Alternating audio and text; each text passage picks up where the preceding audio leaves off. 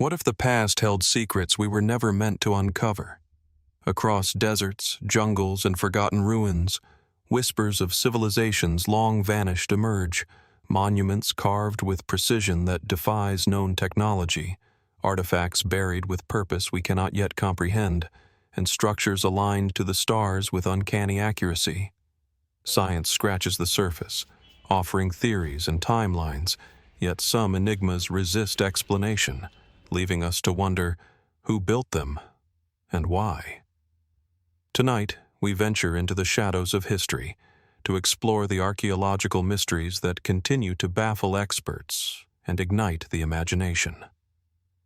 Prepare to see the past not as a solved story, but as a riddle waiting to challenge everything we think we know. Along the rugged coastline of the Red Sea, where jagged cliffs meet the restless waves, lies the faint trace of a city long swallowed by time. Here, the air carries the salt of the sea and the echo of ships that once sailed to distant lands, carrying incense, ivory, and exotic spices. This is Adulis, an ancient port whose name appears in the fragmented texts of Greek, Roman, and Ethiopian chronicles, yet whose precise grandeur remains largely a matter of conjecture. Walking among the scattered stones and low-lying ruins, one can almost hear the murmurs of a bustling harbor, merchants shouting over the creak of timbers, the clatter of cargo being unloaded, the rhythmic chant of sailors navigating unknown waters. Historical accounts suggest Adulis was a linchpin of trade between Africa, the Arabian Peninsula, and the Mediterranean. Roman merchants recorded its wealth, describing goods that traveled thousands of miles across deserts and seas. Inscriptions discovered at archaeological sites hint at a sophisticated city-state, possibly governed under the Aksumite kingdom, its influence reaching far beyond the rocky shores where it once thrived. Yet despite centuries of investigation, much about Adulis remains elusive. Maps of the ancient world mark its location, but few can agree on its true scale, its layout, or the depth of its influence. The very soil seems to guard its secrets. Archaeologists have uncovered fragments of pottery, remnants of massive stone walls, and the foundations of buildings aligned with surprising precision. But the scarcity of inscriptions and written records leaves a yawning gap in our understanding. How could such a pivotal hub vanish so completely from the pages of history? Was it abandoned, slowly consumed by erosion and neglect? Or did a single catastrophic event sweep it from memory? Some scholars point to earthquakes, shifting coastlines, or even the silting of its harbor as plausible explanations. Others speculate more shadowy possibilities: political collapse, piracy, or conflict with rival states. Intriguingly, the artifacts that do survive raise as many questions as they answer. Greek and Roman coins, beads from India, and glassware from the Mediterranean have been found scattered across the ruins, hinting at a cosmopolitan trade network. Yet these discoveries are tantalizingly incomplete. There are no grand temples or elaborate monuments preserved, no archives to illuminate the daily life of its inhabitants. Could it be that the most remarkable structures were built from perishable materials, lost to time and tide? Or might something more extraordinary be hidden just beneath the sand, waiting for the right hands or the right tools to uncover it? Modern technology offers glimpses of possibilities. Satellite imagery reveals faint patterns in the landscape, subtle irregularities in the terrain that suggest man-made structures long buried. Remote sensing and ground-penetrating radar have hinted at walls, streets, and perhaps even port facilities beneath the shifting sands, yet the full extent of Adulis remains frustratingly out of reach. Each new discovery seems to illuminate a corner of the city while simultaneously deepening the shadows over its history. What is it about Adulis that resists complete understanding? Perhaps it is the nature of history itself, a delicate interplay between what is recorded, what survives, and what is lost forever. The port once connected continents, yet now its traces are ephemeral, hidden beneath layers of earth, obscured by centuries of human and natural activity. For every artifact unearthed, there are dozens more that vanish, either irretrievably destroyed or lying silently, awaiting discovery. As the sun sets over the Red Sea, casting long, golden reflections on the rippling water, one is left with a sense of quiet awe. Adulis endures, not as a fully revealed city, but as a question, a testament to the ambitions and vulnerabilities of those who built it. The stones and scattered relics hint at stories we may never fully know, yet they invite us to imagine, to explore, and to wonder. What mysteries remain buried beneath the sands? And what might the lost port of Adulis still tell us about a world that, despite all our scholarship, continues to hold its secrets close? From the shores of the Red Sea, we journey eastward, across oceans and centuries, to another coastline where the traces of ancient trade whisper in the wind. Along the banks of the Sungai Batu River in northern Malaysia, dense mangroves frame the faint outlines of structures that hint at a civilization far older than many expected. Here, stone and brick foundations rise subtly from the earth, partially concealed by undergrowth, their weathered surfaces bearing witness to the passage of time and tide. The air is thick with humidity, the distant chatter of wildlife blending with the gentle ripple of water, a stark contrast to the bustling port that must have once thrived in this very place. Archaeologists describe Sungai Batu as one of the earliest known centers of iron production and trade in Southeast Asia, its origins possibly dating back more than 2,000 years. Excavations reveal large furnaces, brick-built mounds, and channels that suggest a sophisticated network for transporting goods along the river. Evidence points to iron smelting at a scale previously thought improbable for this region, implying knowledge of metallurgy and organization that rivals other contemporary civilizations. Yet, for all the scientific study and careful excavation, Sungai Batu continues to raise questions that modern frameworks struggle to answer. How did such an advanced industrial complex develop in this part of the world, seemingly in isolation?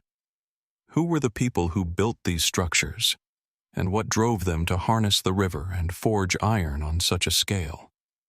Unlike other ancient ports, Sungai Batu leaves little in the way of monumental inscriptions or detailed records. Its story is told almost entirely through fragments, charred remnants of furnaces, slag-strewn fields, and the careful arrangement of brick mounds whose purpose still eludes full understanding. Some suggest that the site functioned not only as an industrial hub, but also as a key trading post linking the Malay Peninsula with distant lands across the Indian Ocean. Yet even these interpretations only scratch the surface. Certain features defy easy explanation. The alignment of some structures hints at a deliberate architectural plan, as if the builders followed an unseen blueprint. Radiocarbon dating indicates activity far earlier than most scholars once assumed for advanced metallurgy in the region. And while the evidence points to a thriving port and industrial center, the absence of extensive artifacts associated with trade, coins, ceramics from distant lands, or elaborate docks, remains perplexing. Could the full extent of Sungai Batu's network still lie buried beneath layers of earth and mud, waiting for technology or time to reveal it? Satellite surveys and drone imaging have begun to map the hidden contours of the site, uncovering linear patterns that suggest roads, water channels, and possibly even residential quarters. Yet these glimpses provoke more questions than answers. Was Sungai Batu part of a larger, interconnected civilization whose traces have vanished under centuries of sediment and vegetation? Or does it represent a remarkable self-contained experiment in early industry and trade, one that flourished briefly before receding into obscurity? Walking among the low brick mounds, listening to the murmur of the river, one cannot help but sense a quiet persistence, the enduring footprint of human ingenuity, slowly swallowed by nature. Sungai Batu invites us to reconsider what we know about early Southeast Asian history, challenging assumptions about where complex trade and industrial activity first emerged.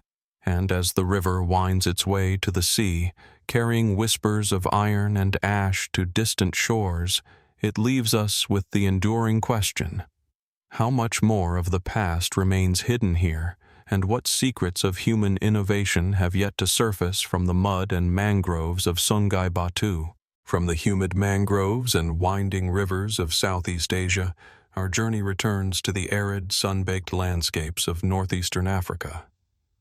Along the west bank of the Nile, where the river narrows and rushes through jagged cliffs, lies a place of stone and shadow, Gebel el-Silsila. Here, the cliff faces rise abruptly from the river, layered in sandstone, streaked with ochre and gold under the relentless Egyptian sun. The air hums with a quiet intensity, broken only by the distant lapping of water and the occasional whisper of wind threading through narrow canyons. It is a place that invites reflection as much as it provokes wonder, a corridor carved by nature, yet indelibly shaped by human hands. Gebel el-Silsila was, historically, the source of some of Egypt's finest sandstone. For centuries, these cliffs provided the raw material for temples, tombs, and monuments along the Nile. Ancient inscriptions and rock reliefs etched into the faces of these stones testify to the labor of countless workers, the pride of local governors, and the reverence of pharaohs who understood the importance of this quarry to their architectural ambitions. Yet, as meticulous as these carvings are, many of them contain mysteries that defy simple explanation. Some depictions appear to record mundane administrative details, lists of shipments, workers' names, dates of transport, but others are enigmatic, portraying ritual scenes, unusual symbols, and figures whose identities and meanings are still debated by scholars. Walking along the narrow terraces carved into the cliffs, one is struck by the scale and precision of the work. Massive blocks of sandstone were extracted and lowered to the river, often hundreds of feet from the site of the quarry. The methods used by ancient Egyptians to accomplish this feat are partially understood: sledges, ramps, and ingenuity. But the consistency and precision of the cuts, the alignment of certain shrines, and the sheer effort involved continue to raise questions. Could there be aspects of their engineering lost to time? Were these quarries simply functional, or did they hold a deeper, perhaps spiritual significance that shaped the way they were excavated? Many of the shrines carved directly into the cliffs appear deliberately positioned to interact with the light of the sun at specific times of the year. Shadows fall across certain hieroglyphs in ways that seem intentional, highlighting particular figures or symbols. Some researchers propose these alignments were purely symbolic, meant to honor the gods or demonstrate the pharaoh's divine connection. Yet others wonder if there was knowledge embedded in these arrangements that transcends mere ritual, an astronomical, calendrical, or even mystical purpose now lost in the sands of history. Inscriptions hint at both religious devotion and logistical mastery. Names of kings, including Amenhotep III and Seti I, appear alongside depictions of laborers hauling massive blocks and scribes recording quantities. But amid these familiar elements lie anomalies, figures that do not match conventional Egyptian iconography, symbols whose meanings remain undeciphered, and faint markings suggesting structures or pathways that have long since vanished. Were these remnants of forgotten rituals, obscure local deities, or simply a shorthand whose significance eludes modern interpretation? Gebel el-Silsila is also notable for its unusual shrines, cut not just for stone extraction, but seemingly for ceremonial purposes. Narrow passageways and small chambers are tucked into cliff faces, their interiors adorned with reliefs whose exact purpose is still debated. Were these shrines places of daily prayer for the quarry workers, small temples dedicated to local gods, or markers meant to sanctify the stones themselves before they were transported to distant cities? And why, in some cases, do these carvings appear incomplete, abandoned mid-project, as if interrupted by forces we cannot fully account for? Beyond the historical record, the site continues to provoke speculation. Some fringe theories suggest that the quarry's precision and scale hint at lost technologies or unknown methods of stone cutting. Others propose that the unusual alignments and obscure symbols indicate a deeper, esoteric knowledge possessed by the builders. While mainstream archaeology emphasizes practical explanations, ritual practice, engineering ingenuity, and bureaucratic organization, the persistence of unanswered questions leaves room for wonder. Modern exploration of Gebel el-Silsila increasingly combines traditional excavation with technology. Drones capture high-resolution images of cliff faces, while 3D modeling attempts to reconstruct how stones were quarried, transported, and installed. Even with these tools, however, much remains speculative. Hidden niches, faint carvings, and eroded inscriptions hint at layers of activity and intention that may never be fully reconstructed. Some sections of the cliff are inaccessible, their secrets locked away behind natural obstacles, leaving tantalizing possibilities for future discovery. Perhaps the most compelling aspect of Gebel el-Silsila is its quiet persistence, a place where human ambition, labor, and reverence intersect with the natural rhythms of the Nile and the desert. The sandstone cliffs endure, weathered but unyielding, a testament to human ingenuity and the ephemeral nature of memory. Each inscription, each shrine, is a fragment of a larger story, yet the full narrative remains elusive. Why were some carvings left incomplete? What rituals were performed in these shrines that left no written record? And could the site still contain hidden chambers, inscriptions, or structures that might radically reshape our understanding of Egypt's past?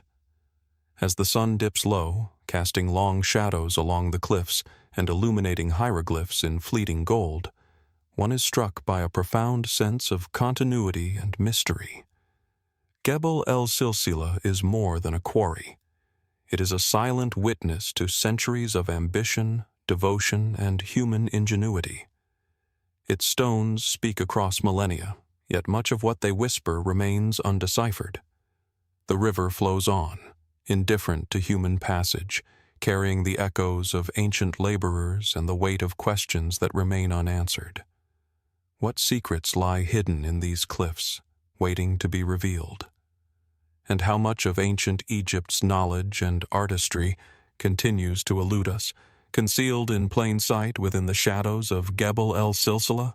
From the sun-baked cliffs of Gebel el-Silsila, where stone whispers of ancient labor and ritual, we move across the Mediterranean to the rolling hills and hidden valleys of ancient Italy.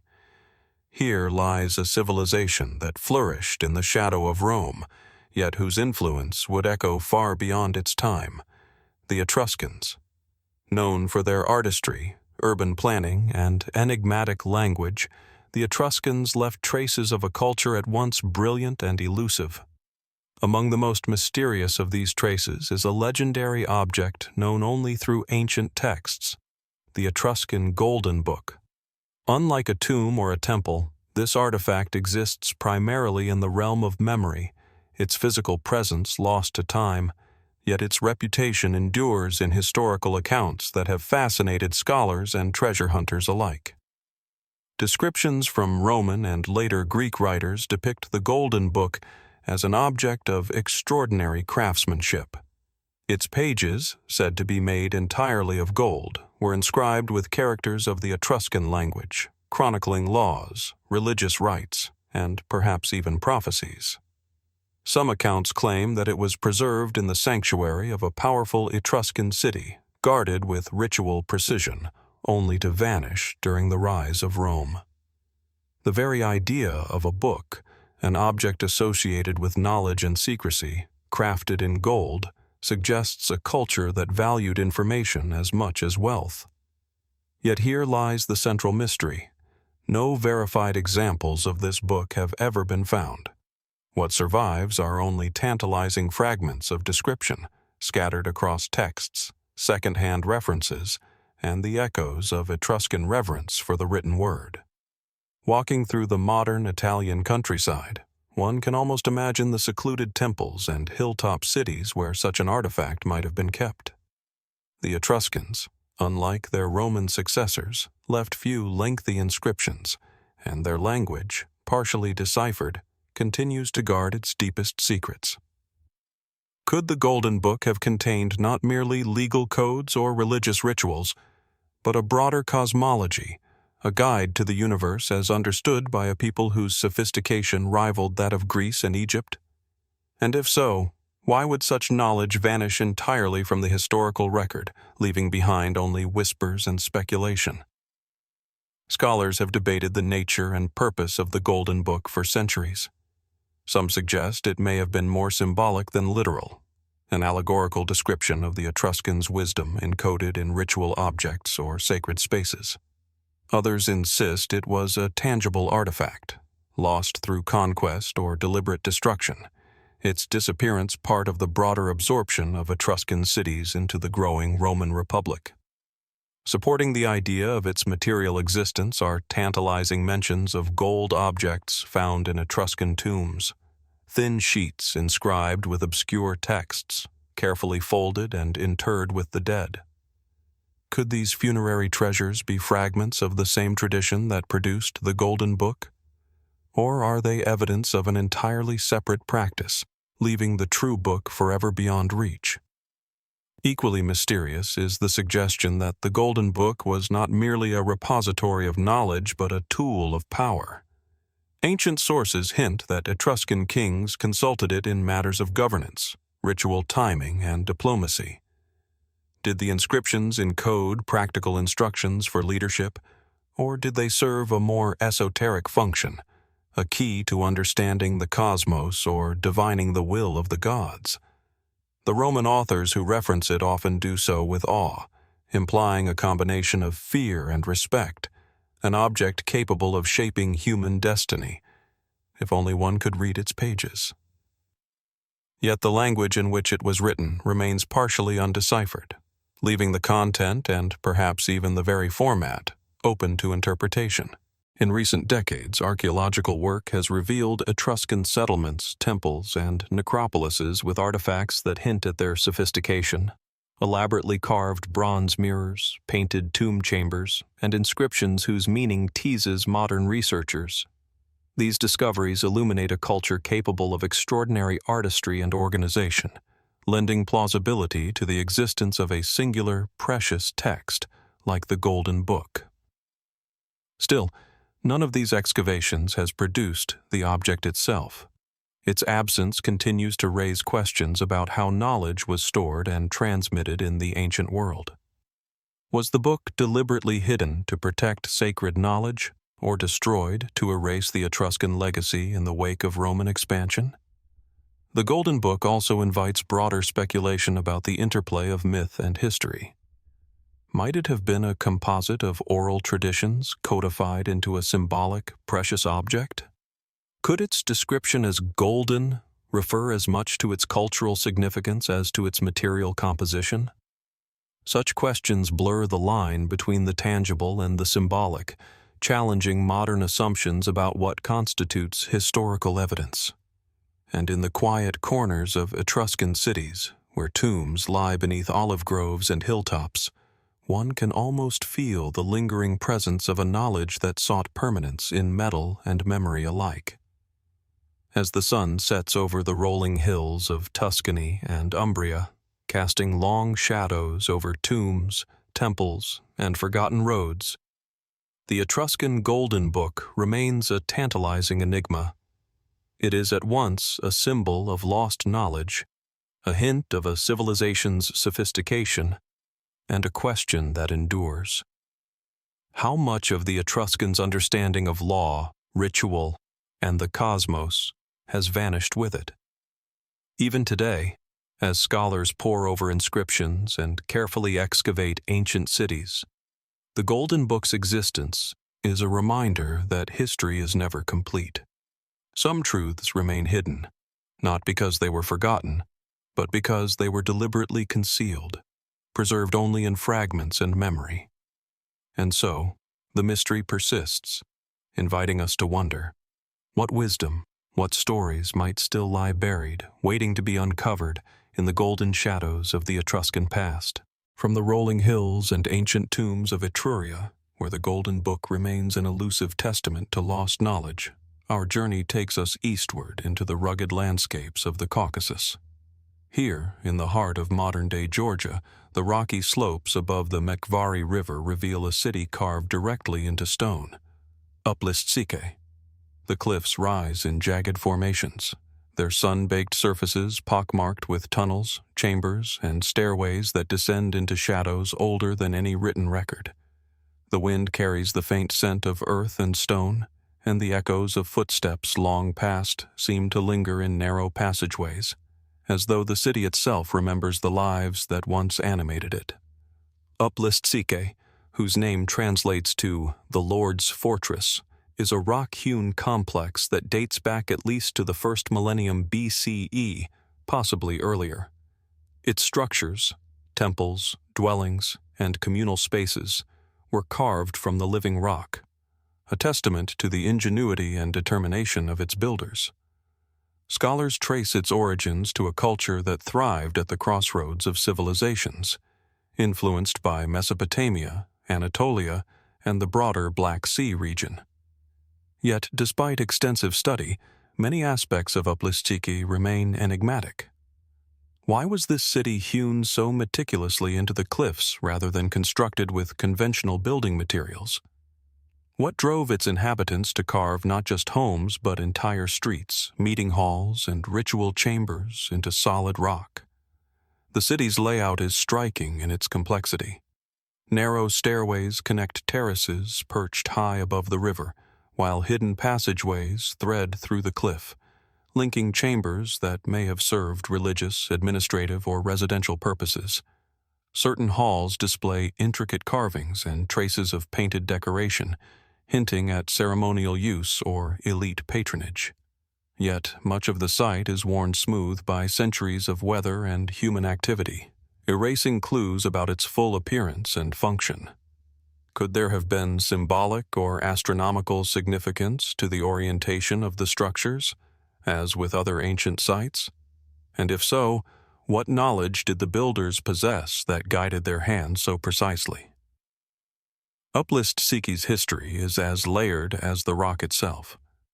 It became a significant urban center during the early Iron Age, later serving as a hub for trade and political power in the region.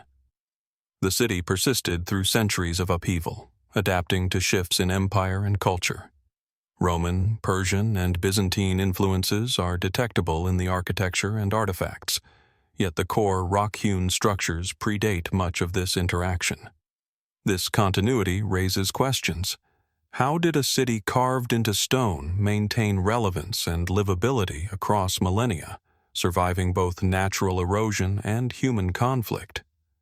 Among the most mysterious elements are the city's ritual spaces. Certain chambers contain evidence of fire pits, altars, and carved niches, suggesting practices that may have combined indigenous belief systems with imported religious ideas.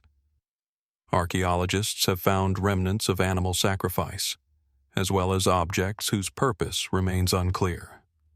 Were these spaces purely ceremonial, or did they serve dual functions as political or judicial centers? Some corridors are narrow and winding, almost labyrinthine, prompting speculation that they may have had a defensive purpose, or perhaps were intended to instill a sense of awe or mystery among participants. Technological questions also persist. How were such massive sections of stone removed and shaped with such precision, given the tools available to early Iron Age societies? The city's water management system is equally impressive, featuring channels carved into the rock to divert streams and collect rainwater. How much of this knowledge was empirical, learned through observation, and how much was guided by principles now lost to history? These practical feats, interwoven with ceremonial spaces, suggest a society that understood both the physical and symbolic dimensions of its environment. Uplistsikhe's abandonment adds another layer of intrigue. By the medieval period, the city had largely ceased to be a major settlement, yet the reasons remain unclear. Was it gradually depopulated due to political shifts, natural disasters, or resource scarcity? Or did the very nature of the rock-hewn city, imposing and defensible, make it obsolete as social and economic networks evolved? As with the Etruscan Golden Book or Gebel el-Silsila, the physical evidence tells only part of the story, leaving the rest to speculation and careful interpretation. Walking through the silent corridors today, one senses a continuity of human ambition and adaptation. The city's stones retain a quiet dignity, speaking of the labor, artistry, and vision of those who carved not merely buildings, but an entire urban landscape into living rock. The gaps in knowledge, the missing inscriptions, and the vanished details of daily life invite reflection. How did these people conceptualize their world, their gods, and their place within it? What social, religious, or practical imperatives drove them to invest such immense effort into a city that exists as much as a monument to human ingenuity as a home? As the sun dips behind the cliffs, casting elongated shadows across terraces and stairways, Uplistsikhe exudes a profound sense of endurance and mystery.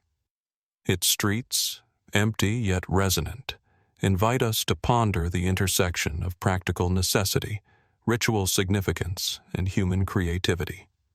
What secrets remain hidden in its labyrinthine chambers, waiting to be uncovered? And what does this rock city tell us about the capacity of ancient civilizations to adapt, to innovate, and to leave behind legacies that continue to inspire wonder thousands of years later? From the rugged, stone-hewn city of Uplistsikhe, where human ingenuity carved entire civilizations into living rock, we journey across continents to the arid plains of southern Peru. Stretching beneath the desert sands, in a landscape dominated by sweeping horizons and the haunting Nazca lines, lie traces of a remarkable and largely hidden feat of engineering. The Nazca underground aqueducts, known locally as pukios. Here, in one of the driest regions on Earth, the land conceals a secret network of tunnels and wells, channels meticulously constructed to access and transport water in a place where rainfall is scarce and survival depends entirely on ingenuity. The first glimpse of a pukio can be deceptively simple, a circular depression in the desert floor, rimmed by stone, almost unremarkable from a distance. Yet each of these openings conceals the entrance to a subterranean channel, a conduit carved into the earth with gentle gradients that allow water to flow silently for kilometers. Archaeologists estimate that these aqueducts date back at least 1,500 years, possibly earlier, representing a sophisticated adaptation to one of the harshest climates inhabited by human civilization. Walking among these circular entrances, feeling the dry wind and the sun-scorched soil beneath your feet, one is struck by the precision and scale of a system that remains functional even today. The construction of the Nazca aqueducts presents questions that continue to intrigue scholars. How did ancient engineers calculate the precise angles required to maintain a continuous flow over such vast distances, often through hard, arid rock? How were these subterranean channels ventilated and maintained without modern tools or techniques? Some aqueducts run for kilometers, connecting multiple wells and culminating in open channels that irrigate terraces and settlements. The coordination necessary to build and sustain such a system implies not only practical skill, but a sophisticated understanding of hydrology, mathematics, and community organization. The mystery deepens when one considers the lack of written records. Unlike civilizations that left behind detailed inscriptions or architectural plans, the Nazca people provide almost no textual explanation for their work. What motivated the construction of the puquios beyond mere survival? Was water management purely practical, Or did it carry ritual and symbolic significance as well? Some researchers have noted that the aqueducts appear to align with sacred geoglyphs and ceremonial centers in the surrounding desert. Could there have been a spiritual dimension to this hydraulic engineering, a belief that controlling water was intertwined with cosmic order or divine favor? Maintenance of the aqueducts also presents its own enigmas. Vertical shafts punctuate the channels at regular intervals, allowing access for cleaning and inspection. Yet some of these shafts are remarkably deep, requiring knowledge of excavation and structural stability that seems extraordinary for the era. How did the builders anticipate the long-term durability of these tunnels in a shifting desert environment? What tools, techniques, or lost knowledge enabled them to avoid collapses and blockages that might have rendered the system useless? Even today, modern engineers study the pukios for insights into sustainable water management, and the fact that portions remain functional underscores the extraordinary skill of their creators. There are also anomalies that challenge straightforward explanations. Certain aqueducts seem to converge in patterns whose purpose is unclear, creating networks that suggest a knowledge of hydraulics beyond mere practicality.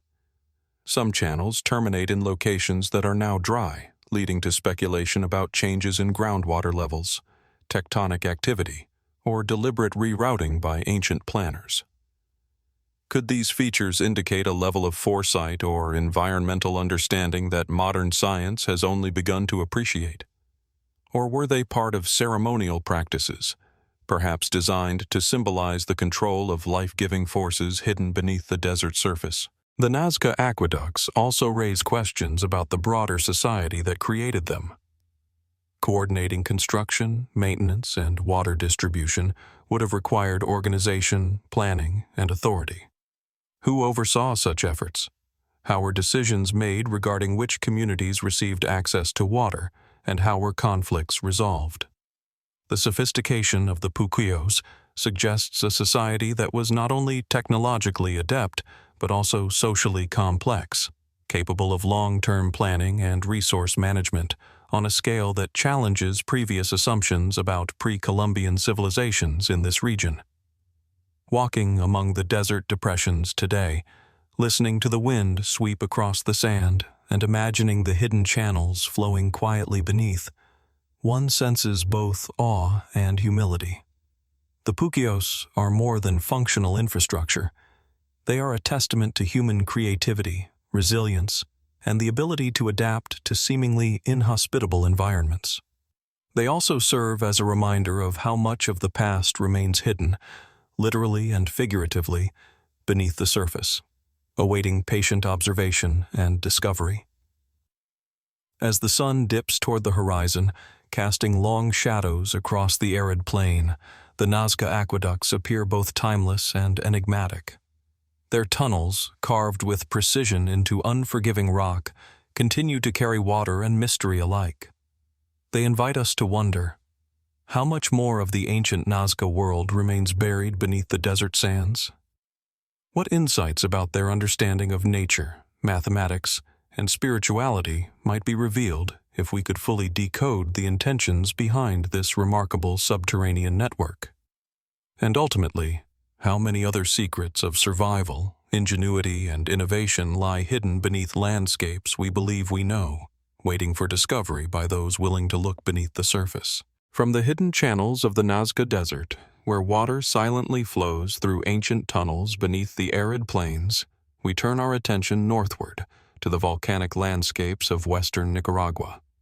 Here, near the shores of Lake Managua, lies a sight both startling and enigmatic: the preserved footprints of Acahualinca. Unlike the subterranean engineering of the Nazca, these marks are immediate, tangible, and deeply human, yet they carry a sense of mystery that transcends ordinary understanding. Embedded in layers of hardened volcanic ash, the footprints stretch across the ground, frozen in time as if the moment of their creation had been sealed by catastrophe. Walking along the site, one notices their size, spacing, and clarity. Many are larger than average human footprints, some so elongated and wide that they suggest figures far taller than any known adult human of the era. The footprints appear to be moving in groups, aligned in directions that suggest deliberate travel. Yet the destination, purpose, and even the precise identity of those who left them remain unknown. Volcanic ash, deposited by eruptions of nearby volcanoes thousands of years ago, preserved these impressions with remarkable fidelity, allowing modern observers to study shapes, stride lengths, and even subtle details of toes and arches. Archaeologists date the footprints to around 6,000 years ago, placing them within a period of early human habitation in Central America. Conventional explanations suggest they were left by ordinary humans fleeing a volcanic eruption or walking across a soft, ash-laden landscape. And yet, the extraordinary size of many prints, combined with their preservation and seemingly deliberate arrangement, invites questions that challenge straightforward interpretation. How could such large footprints appear alongside more typical ones? Were these variations simply a result of natural factors, different ages, sexes, or distortion in the ash? Or could they hint at something more unusual, something that stretches our understanding of the past? The site itself enhances the sense of mystery. The footprints emerge from layers of hardened ash, extending over nearly 100 meters, forming paths that curve and intersect, suggesting movement across a landscape suddenly transformed by volcanic activity. Scientists have documented minute details, individual toes, pressure points of the heel, and impressions of walking sticks, but no other artifacts accompany them, no tools, pottery, or remnants of shelters that might explain the context of the journey. The prints exist in isolation, preserved in a silent testimony of a moment long vanished. Some researchers have proposed natural explanations for the unusual dimensions of certain prints. Variations in ash composition, water saturation, or post-depositional distortion could create impressions that appear larger than life. Yet even with these hypotheses, the regularity of certain footprints and their coherence with human anatomy remain striking. Could there be an element we are overlooking, a phenomenon not yet fully understood? Might these tracks record something extraordinary? Human diversity, environmental extremes, or behaviors lost to the passage of millennia? Adding to the intrigue are occasional reports of local legend and oral history. Communities near Acahualinca speak of giants, ancestors of extraordinary size, or beings who once walked the land long before the familiar stories of human settlement. While such accounts are anecdotal, they underscore the deep cultural resonance of the site. Across centuries, people have recognized these footprints as significant, as markers of events that demanded explanation and reverence. And in a place so geologically dynamic, where volcanic activity, earthquakes, and shifting soils continuously reshape the land, the preservation of these impressions feels almost miraculous, as if nature itself conspired to capture a fleeting moment forever. The footprints also provoke questions about movement and behavior. Many prints appear to travel in groups, with spacing that suggests children, adults, and possibly elders moving together. Some paths converge, while others diverge, hinting at social patterns or responses to environmental pressures. Did these travelers flee a volcanic eruption, seek water or food, or participate in ritual movement? And what of the extraordinary prints? Why do they appear alongside the smaller, more conventional footprints?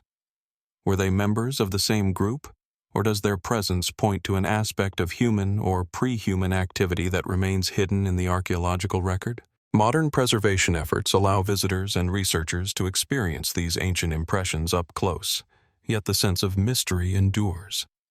Walking along the pathways, observing the subtle depth of each print, one is reminded of the fragility of time and the power of sudden events to imprint upon the earth.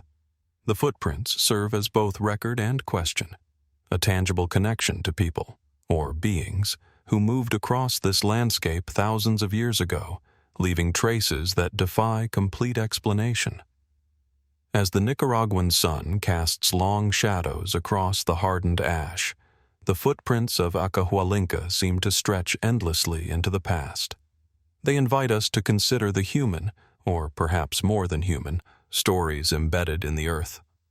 Who were these travelers, and what circumstances brought them together in this precise moment? Why do some footprints appear larger than expectation, challenging our understanding of human history? And how many other events, captured briefly in soil, ash, or stone, remain buried, waiting for discovery, beyond the reach of time yet pressing silently upon the present? The site, in its quiet resonance, embodies both certainty and uncertainty. It is a physical testament to a moment that actually happened, yet it resists interpretation, preserving questions as vividly as the impressions themselves. Standing there, observing the paths carved into hardened ash, one cannot help but wonder, what other mysteries of human or possibly extraordinary existence have been frozen in earth and rock, waiting for those patient enough to notice, measure, and imagine? Acahualinca offers no answers, only footprints, and in them the enduring presence of the unknown. From the ash-laden footprints of Acahualinca, where human, or perhaps more than human, traces are frozen in time, our journey moves across continents once again, to the rugged landscapes of Central Asia. In the fertile Zarafshan River Valley of modern-day Tajikistan lies the site of Sarazm, one of the earliest known settlements in this region, a city whose architectural remains hint at a sophistication that challenges conventional timelines. Spread across gentle terraces overlooking the river, Sarazm is a place where stone foundations, walls, and fortifications whisper of a civilization that thrived nearly 5 millennia ago, yet whose full story remains tantalizingly incomplete. Approaching Sarazm, the first impression is one of scale and meticulous design. Low stone walls zigzag across terraces, enclosing courtyards and public spaces. Circular and rectangular foundations reveal a city planned with care, its structures arranged in patterns that suggest not just habitation, but social organization and possibly ritual significance. Even after thousands of years, the stones retain a sense of deliberate placement, as if each wall, each corner, had been positioned with both function and meaning in mind. Walking among these ruins, one senses the pulse of a community whose ambitions and achievements are partially visible, yet largely veiled by the passage of time. Archaeologists date Sarazm to around 3000 to 2500 BCE, placing it within the Chalcolithic period, an era of emerging metallurgy, trade networks, and early urban planning. Excavations reveal evidence of stone and mud brick buildings, workshops, and communal spaces, along with tools, ceramics, and other artifacts that suggest long-distance trade. Copper and bronze objects indicate a mastery of early metalworking, while the city's layout implies knowledge of urban design and social coordination. Yet despite these discoveries, many questions linger. How did such a settlement achieve this level of organization in a region that, until recently, was thought to have hosted only small, scattered communities? What principles guided the placement of streets, dwellings, and public spaces? And what was the role of ritual or governance in shaping them? Sarazm's architecture also hints at symbolic and possibly ceremonial purposes. Certain structures, particularly large circular enclosures, suggest areas dedicated to communal or religious activities. Some archaeologists speculate that these spaces were used for ritual gatherings, possibly linked to seasonal cycles or agricultural practices. Others point to the orientation of certain buildings, noting alignments with celestial bodies or the river itself. Could these alignments have guided ceremonies or signaled a deeper understanding of astronomy, embedded in the very fabric of the city? And if so, what knowledge, now lost, might these structures once have communicated? The artifacts and structural remains further complicate our understanding. Tools and ceramics indicate daily life and production, yet some items appear far more sophisticated than expected for this period and location. Certain decorative motifs echo designs found thousands of kilometers away, suggesting contact with distant cultures. Was Sarazm a hub of trade connecting Central Asia with the broader ancient world? Or were these similarities coincidental, arising independently in a society capable of remarkable innovation? Equally puzzling are the defensive features of the city. Thick walls, bastions, and elevated terraces indicate awareness of external threats, yet there is little evidence of large-scale conflict. Were these constructions precautionary, or did they serve additional symbolic or ceremonial purposes? The coexistence of everyday dwellings with monumental architecture suggests a community that valued both practicality and display, yet the motivations behind these choices remain largely speculative. Technological questions also arise. How were stone walls so precisely constructed without advanced tools? How did inhabitants balance urban planning with environmental constraints, ensuring access to water, arable land, and protection from seasonal floods? The layout of Sarazm suggests an integrated approach, blending practical engineering with social and possibly religious priorities.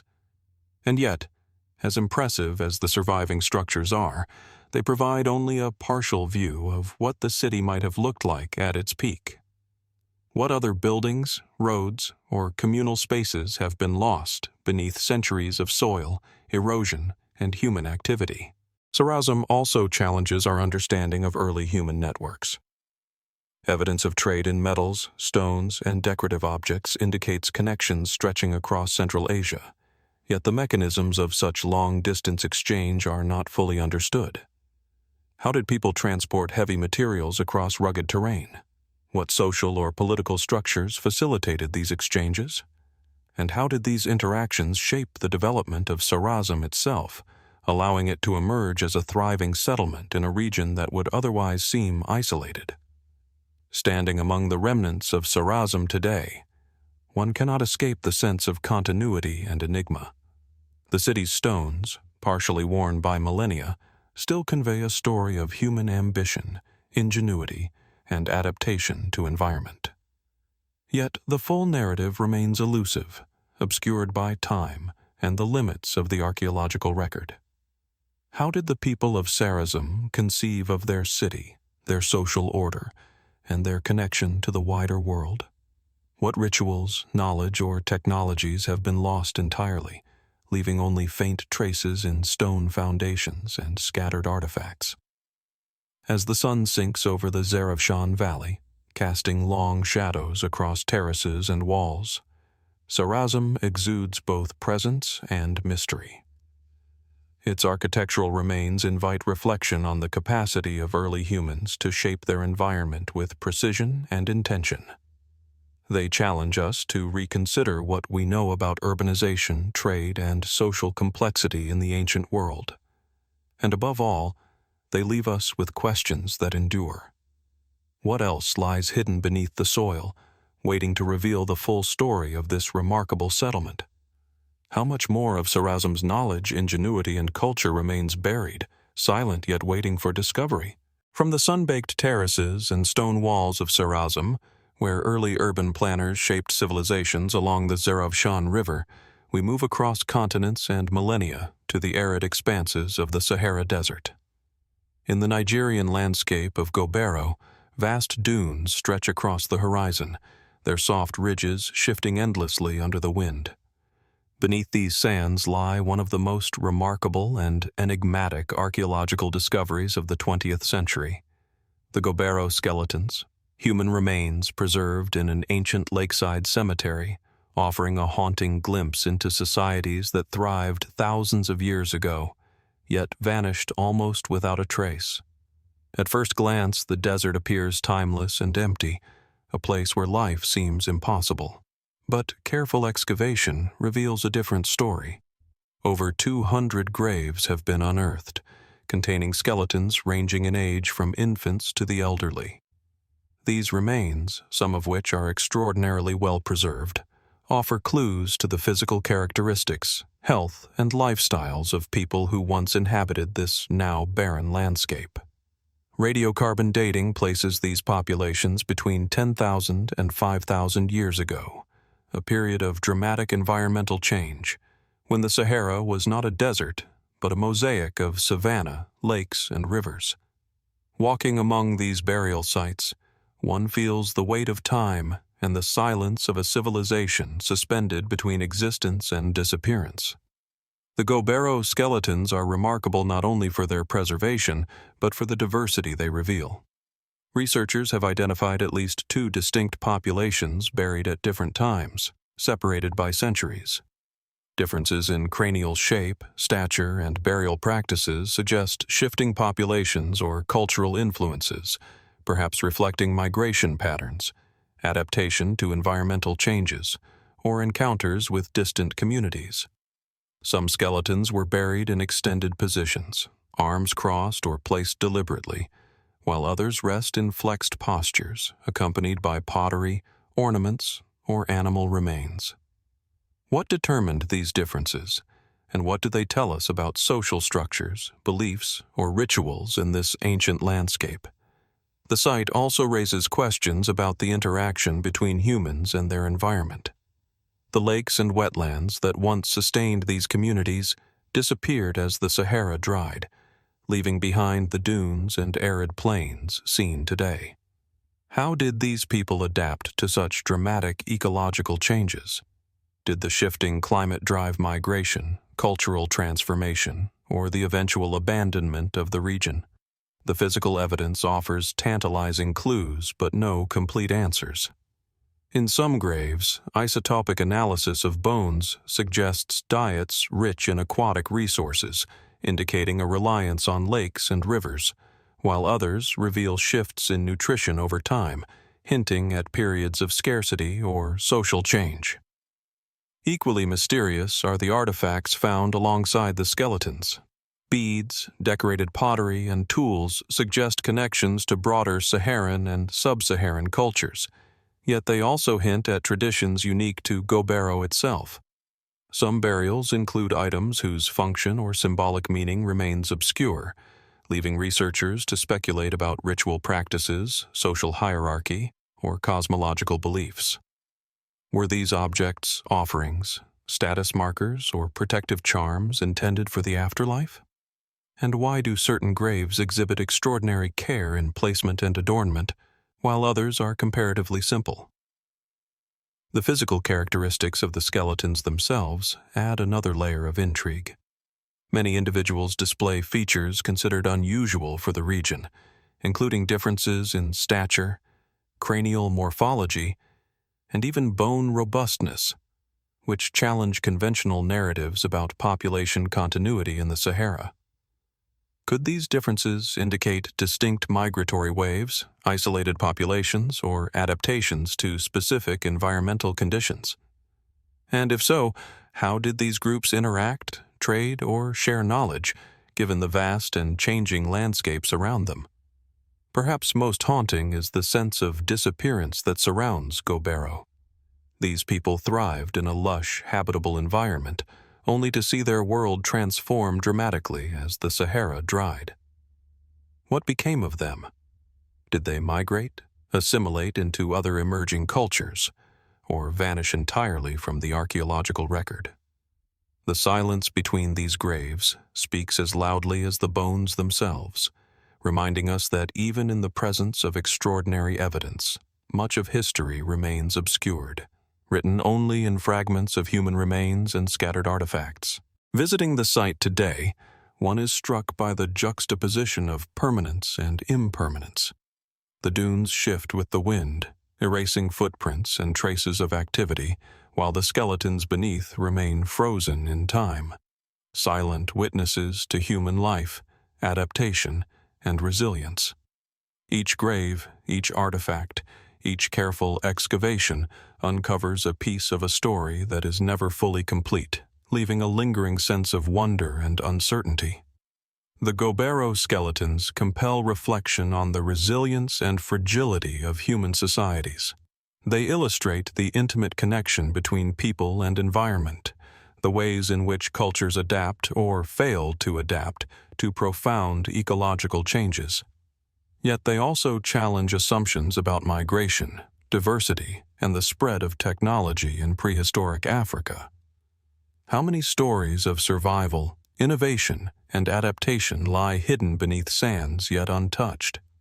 How many other communities once thrived in landscapes now desolate, leaving only faint traces for modern researchers to interpret? As the sun dips behind the Saharan dunes, casting long shadows across the sand and illuminating the burial mounds, Gobero exudes a quiet, haunting presence. The skeletons speak not only of life and death, but of human curiosity, endurance, and the enduring mysteries of our past. What remains buried, waiting to reveal its secrets? And what can these ancient people teach us about resilience, adaptation, and the fragility of civilizations in the face of a changing world? Gobero, in its silence and preservation, continues to pose questions as compelling today as they were 5,000 years ago. From the silent graves of Gobero, where human lives are etched into the sands of a long-vanished Sahara, we now journey across continents and into the remote mountains of China. On the slopes of Mount Baigong, near the edge of the saline Lake Tosan, a series of enigmatic structures pierce the landscape, the Baigong Pipes. At first glance, they appear deceptively ordinary, rust-colored tubes emerging from rocks and soil, but closer inspection reveals a phenomenon both puzzling and extraordinary. Some pipes stretch tens of meters, branching underground and connecting with openings in nearby rock faces, their purpose, age, and origin defying simple explanation. The pipe's physical characteristics are striking. They vary in diameter from a few centimeters to several decimeters, often forming triangular arrangements, while some protrude from the mountainside in clusters that resemble a primitive plumbing network. Inside the pipes, mineralized deposits have fused their surfaces over millennia, giving them an appearance of antiquity, though the exact timeline remains contested. Radiocarbon dating of nearby formations has produced inconsistent results, suggesting a complex geological or possibly artificial history. As the wind sweeps across the desolate mountain slopes, the pipes stand in stark contrast to the natural surroundings, both integrated and yet undeniably anomalous. Mainstream scientific interpretations tend to favor geological explanations. Some researchers propose that the pipes are natural formations, the result of iron-rich minerals crystallizing within sedimentary rock and later exposed by erosion. Others suggest volcanic activity may have shaped the hollow structures, leaving them looking uncannily like man-made conduits. Yet despite these hypotheses, several factors resist easy explanation. The uniformity in shape, the alignment of some pipes, and the apparent branching networks underground resemble systems designed for transport, drainage, or irrigation, challenging the idea that they are purely natural. Adding to the enigma is the presence of metallic residues within the pipes. Analyses have revealed high concentrations of iron and silicon, sometimes accompanied by traces of other metals such as calcium and magnesium. Could these compositions be entirely the result of natural mineralization, or do they suggest human, or even unknown, intervention? The site's proximity to other archaeological findings, including stone tools and ancient dwellings, raises further questions. Were the Baigong pipes employed or modified by early civilizations, or were they encountered, utilized, or perhaps venerated by people who did not fully understand their origin? The pipes themselves connect to the broader landscape in ways that evoke speculation. Some penetrate the rock and extend into Lake Tosan, disappearing beneath its waters. Others are embedded deep within the mountains, their length and internal configuration difficult to trace. Could they have served as conduits for water, for mineral extraction, Or for some unknown industrial purpose? Or is it possible that these structures were never functional at all, instead forming part of a ritual landscape, a symbol whose meaning has been lost over millennia? Local lore adds another layer to the mystery. Villagers recount stories of strange sounds emanating from the pipes, of sudden drafts and resonances within the hollow tubes, and even of unusual magnetic properties affecting compasses in the vicinity. While anecdotal, such reports highlight the long-standing fascination and unease inspired by these formations. They are simultaneously mundane and uncanny, clearly part of the Earth, yet unmistakably out of place in both form and function. Scientific scrutiny has intensified in recent decades, employing modern techniques such as 3D mapping, chemical analysis, and radiometric dating.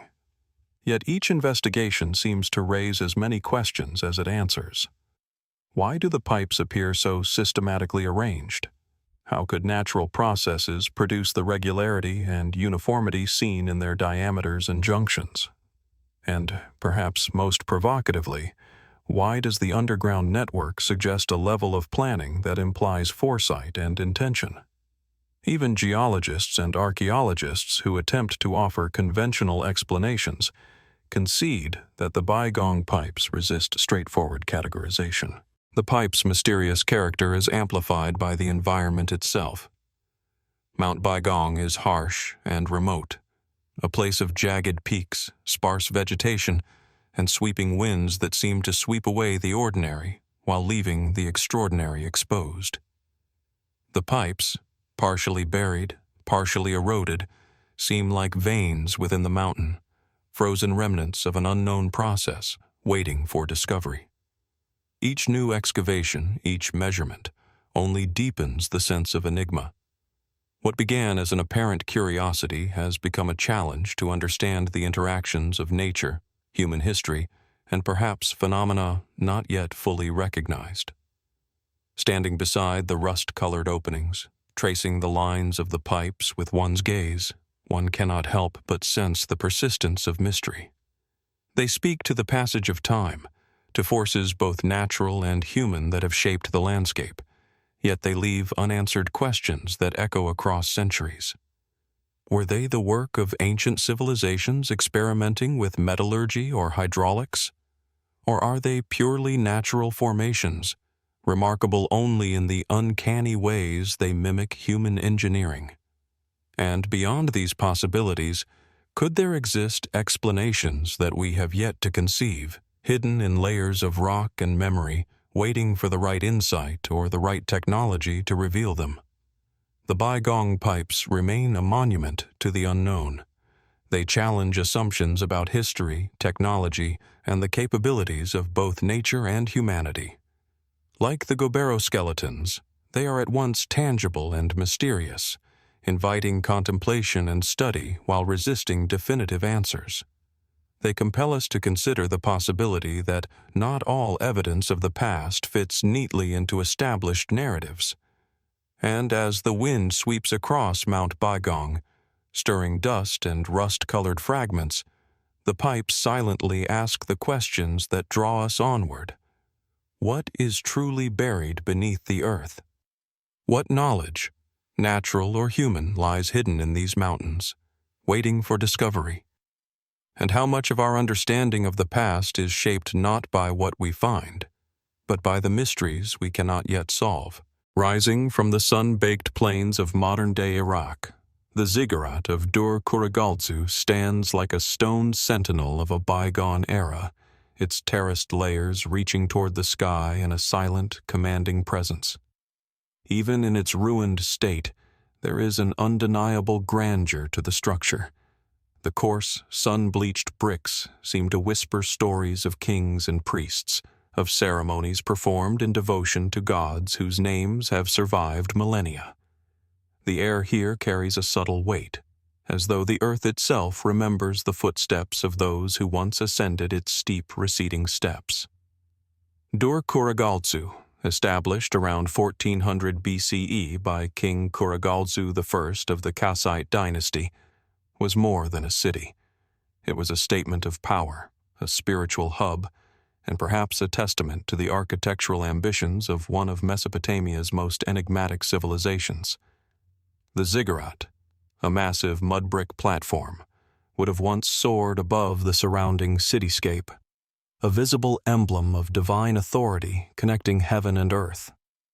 Archaeologists have painstakingly measured its dimensions. Approximately 70 meters on each side and once nearly 60 meters in height, it would have dominated the horizon, its uppermost temple possibly serving as the earthly dwelling of a god. Walking through the ruins today, it is difficult to imagine the precise scale and ritual significance the ziggurat held. Unlike the pyramids of Egypt, which were tombs shrouded in secrecy, Mesopotamian ziggurats were active centers of worship. The approach to the summit would have been a deliberate journey. Each terrace climbed a symbolic ascent toward the divine. And yet, for all the evidence that modern archaeology has uncovered, brick inscriptions, remnants of temples, traces of ceremonial pathways, so much about the ziggurat remains frustratingly opaque. What exactly occurred atop those layered steps? Which rituals, what prayers, and what celestial observations might have taken place there? Some scholars suggest the ziggurat was aligned with astronomical events. Its orientation, like that of many Mesopotamian temples, may have corresponded to solstices or the rising of key stars. Could the ziggurat have served as an observatory, a sacred observatory where priests charted the movements of Venus, Jupiter, or the mysterious wandering paths of other celestial bodies? The evidence is fragmentary, but the possibility opens the imagination to a world where religion, science, and power were inseparably intertwined. Yet, even beyond the well-documented functions, the Ziggurat of Dur-Kurigalzu harbors subtle anomalies. In some excavated areas, archaeologists have discovered unusually precise brickwork that seems advanced for the period.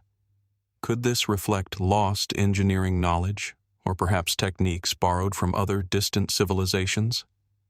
Certain terraces contain cavities and chambers whose original purposes remain speculative: storage, ritual, or something else entirely.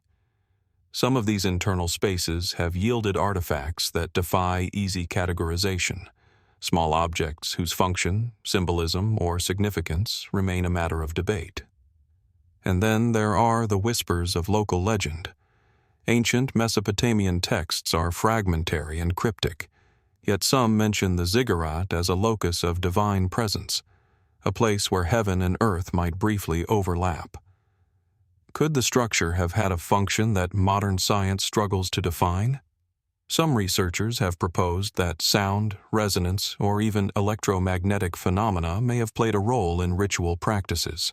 Though these ideas remain speculative, they hint at a layer of experience, one of perception, of sound, of energy, that might have been as important to the ancients as the visual grandeur of the structure itself. The question of construction also continues to fascinate. How did the Kassites manage such monumental building with limited technology? Mud brick, while abundant and easily molded, is inherently fragile. Layers upon layers had to be carefully engineered to prevent collapse. And yet, the ziggurat endured centuries, resisting floods, earthquakes, and the relentless erosion of time. Some suggest that the building techniques encoded knowledge now lost, a sophisticated understanding of structural physics embedded in bricks and mud. Was there a hidden wisdom behind the shape, the proportions, or the placement of each terrace? Or was it, as mainstream archaeology proposes, the product of patient trial and error, guided by the practical experience of generations of builders? Adding to the mystery are the carvings and inscriptions that survive, faint traces on bricks and stones that hint at both the divine and the mundane. They speak of gods, kings, and the cosmic order, but they also leave tantalizing gaps, words eroded by time, symbols whose meaning may forever be lost. Could these gaps conceal something more profound than simple historical record? Some fringe theories have suggested that ziggurats like Dur-Kurigalzu were more than temples. They were repositories of hidden knowledge, perhaps even encoded maps of the heavens, or instructions for technologies now forgotten. While such ideas remain speculative, they underscore an unsettling truth. Despite decades of excavation and study, the ziggurat continues to defy full comprehension. Even the surrounding landscape seems to participate in the mystery. The city of Dur-Kurigalzu, once bustling with markets, dwellings, and temples, has been largely reclaimed by desert sands and modern development. The ziggurat now rises in relative isolation, a solitary monument to a civilization that has disappeared almost entirely. And yet, standing at its base, it is easy to feel the presence of the past pressing back, a reminder that the ancients who built it were humans, yet humans who glimpsed something beyond the ordinary, something that compelled them to shape earth and clay into such enduring forms. Perhaps the most intriguing element of all is the silence. Modern visitors can walk its terraces, touch the worn bricks, and look across the plains, imagining the city as it once was. But the ziggurat speaks in riddles, offering fragments of truth while withholding the full story. It prompts questions that may never be answered. What exactly did the Kassites hope to achieve by building so high so carefully? Were their intentions purely religious, or did they encode knowledge now irretrievably lost? And is there, hidden in the layers of mud brick and earth, evidence of practices and understandings that challenge our assumptions about ancient civilization? As the wind sweeps across the plateau, stirring dust along the ancient terraces, one cannot help but wonder, how much of human history, knowledge, and ambition has been lost to time, and how much is quietly preserved, waiting for those patient enough to uncover it? The Ziggurat of Dur-Kurigalzu endures not merely as a ruin, but as a monument to mystery itself, reminding us that some of the greatest stories of our past may never be fully told, and that the line between history and enigma often blurs where the ancient world still lingers in stone. From the dense greenery of Brazil's Amazonian rainforest, the Monte Alegre rock shelters emerge almost as if by secret design. Hidden alcoves carved into cliffs of ancient sandstone, their facades painted by time and weather, their interiors whispering with shadows of a distant past.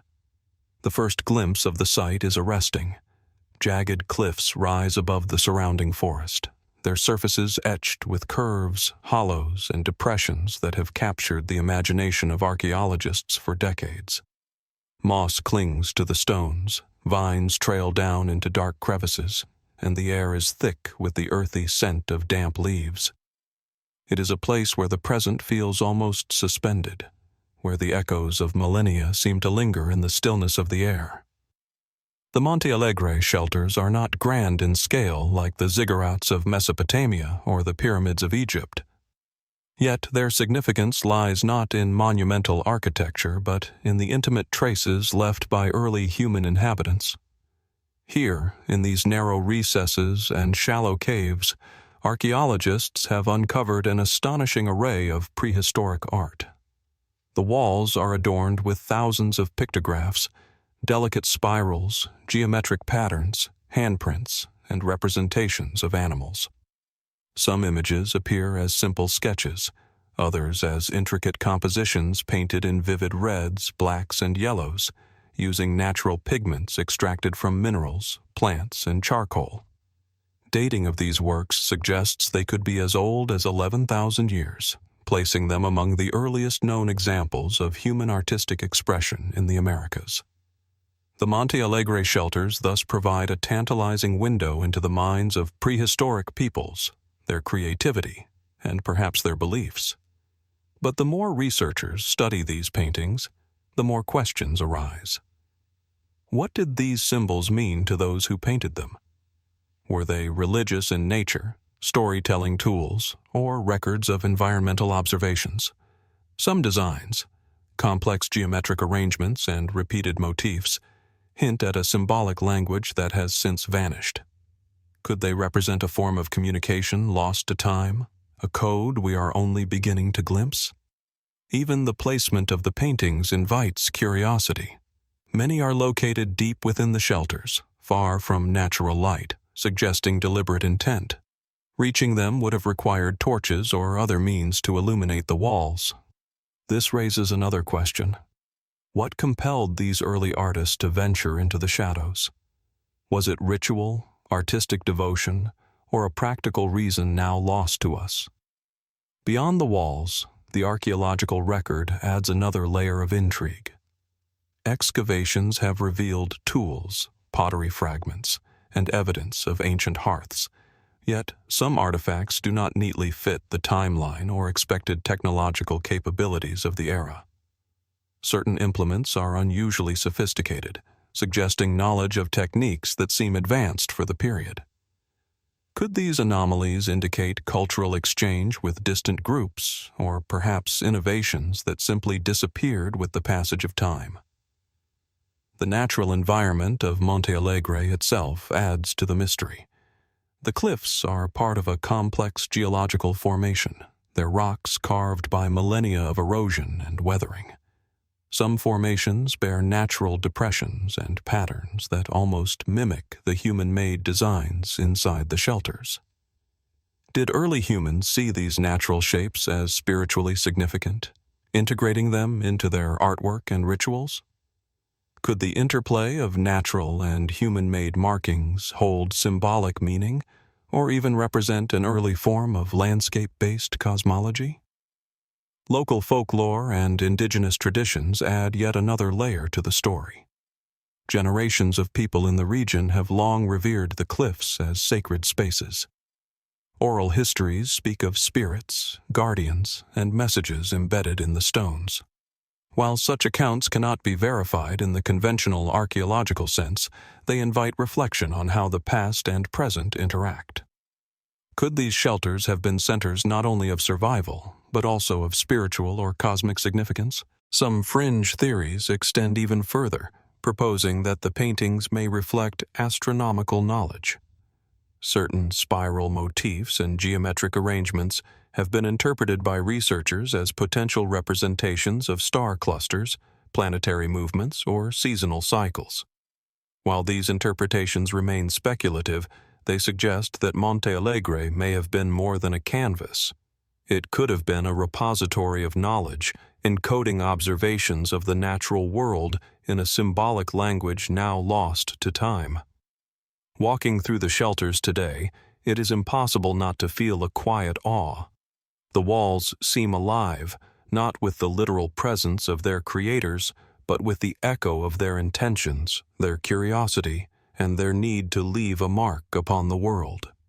Every brushstroke, every handprint, every abstract swirl is a whisper across the centuries, inviting us to question the limits of what we know about human history. And yet, for all the work of archaeologists, for all the meticulous analysis and careful cataloging, Monte Alegre remains fundamentally enigmatic. Some areas of the shelters have yet to be fully explored, hidden crevices and chambers that could hold paintings or artifacts still unknown. The possibility exists that entire chapters of prehistoric life are waiting quietly behind walls of stone, waiting for the patient eye to uncover them. Perhaps the most compelling aspect of Monte Alegre is the very uncertainty it preserves. We can measure the pigments, date the charcoal, map the caves, and analyze the tools. But the meaning of the images, the why behind their creation, remains elusive. Did the people who painted these walls intend to communicate across generations, across time itself? Were they recording events, observing the cosmos, invoking spiritual power, or doing something else entirely? The answers are not definitive, and perhaps they never will be. As sunlight filters through the canopy and illuminates the textured walls, the shelters invite a rare kind of reflection. Here is a place where human creativity, ritual, and mystery converge. A reminder that even in the most remote corners of the world, our ancestors left traces that defy simple explanation. Monte Alegre challenges us to reconsider what we know about early civilization in the Americas, and, more profoundly, to accept that some mysteries of human history may remain forever, just beyond our grasp. Standing among the painted walls, one cannot help but wonder, how much of human understanding, expression, and belief has been lost to time, and how much still lies hidden, quietly waiting for discovery in the shadows of these ancient cliffs. As the lush forests of southern Costa Rica stretch toward the Pacific, scattered across open plains and river terraces lie objects that seem almost incongruous in their precision and mystery. The Diquís stone spheres. At first glance, they appear deceptively simple. Perfectly rounded stones, some small enough to hold in one hand, others so massive that moving them without modern machinery seems impossible. Yet there is a quiet, enigmatic presence to these spheres, as though they have been patiently waiting for millennia to be understood. Sunlight glances off their smooth surfaces, highlighting subtle variations in texture and color, and in the shadowed spaces between them, one senses the weight of a forgotten past. The spheres are the work of the Diquís culture, flourishing between approximately 500 CE and 1500 CE in what is now Costa Rica.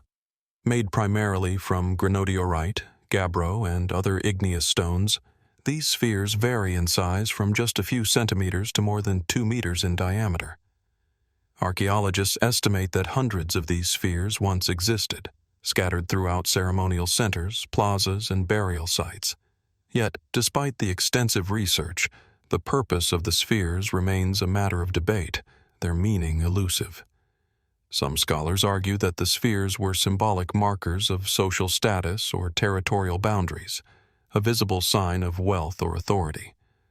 Others suggest they may have had astronomical significance, potentially aligned with solstices, equinoxes, or celestial events.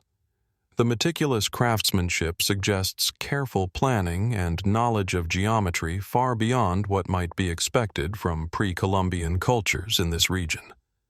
How did the Diquís manage to carve, transport, and position these heavy stones with such precision? Could they have had a system of pulleys, levers, or rollers now lost to history? Or was there an understanding of physics and balance that we are only beginning to grasp? What makes the Diquís spheres particularly compelling is their remarkable symmetry. Many of the larger stones are nearly perfect spheres, their surfaces so smooth that they appear to have been turned on a lathe, yet these were created without metal tools capable of such precision. Even tiny imperfections seem deliberate, suggesting a deliberate attention to form and proportion. Why go to such lengths for objects that appear at first glance to serve no practical function? Was the perfection itself imbued with meaning, a spiritual or cosmological ideal? The sphere's placement within the landscape also invites reflection. They are often found in groups, aligned along natural or man-made pathways, sometimes in relation to rivers, hills, or ceremonial centers. Some researchers have speculated that these arrangements may reflect a sophisticated understanding of the surrounding environment, perhaps marking sacred spaces, social hierarchies, or even star charts etched onto the earth itself. Yet despite the plausibility of these interpretations, no definitive explanation has emerged. Each theory illuminates part of the picture but leaves significant gaps, encouraging us to consider possibilities beyond the conventional. Transporting the stones adds another layer of mystery. Some spheres weigh several tons, yet there is no clear evidence of the roads or mechanisms used to move them. Did the Diquís employ ingenious methods now forgotten, perhaps rolling the stones on logs, sliding them along prepared tracks, or leveraging the natural contours of the land? Or were there techniques that combined both practical skill and an intuitive understanding of balance, friction, and leverage, knowledge that vanished along with the culture that created them? Over the years, various theories have ventured further into the speculative. Some researchers have proposed that the spheres served as ritual objects, vessels for spiritual energy, or even markers for communication with the cosmos. Others have suggested more esoteric interpretations, hinting at lost technologies or knowledge encoded in the stone's geometry and arrangement. While mainstream archaeology approaches these ideas with caution, the unanswered questions surrounding the sphere's precision and purpose invite curiosity, encouraging us to wonder what the Diquís may have known that we do not. Local legend and oral history add yet another layer of intrigue. Some stories speak of the spheres as sacred objects, imbued with protective power, or as markers for hidden treasures and ancient secrets.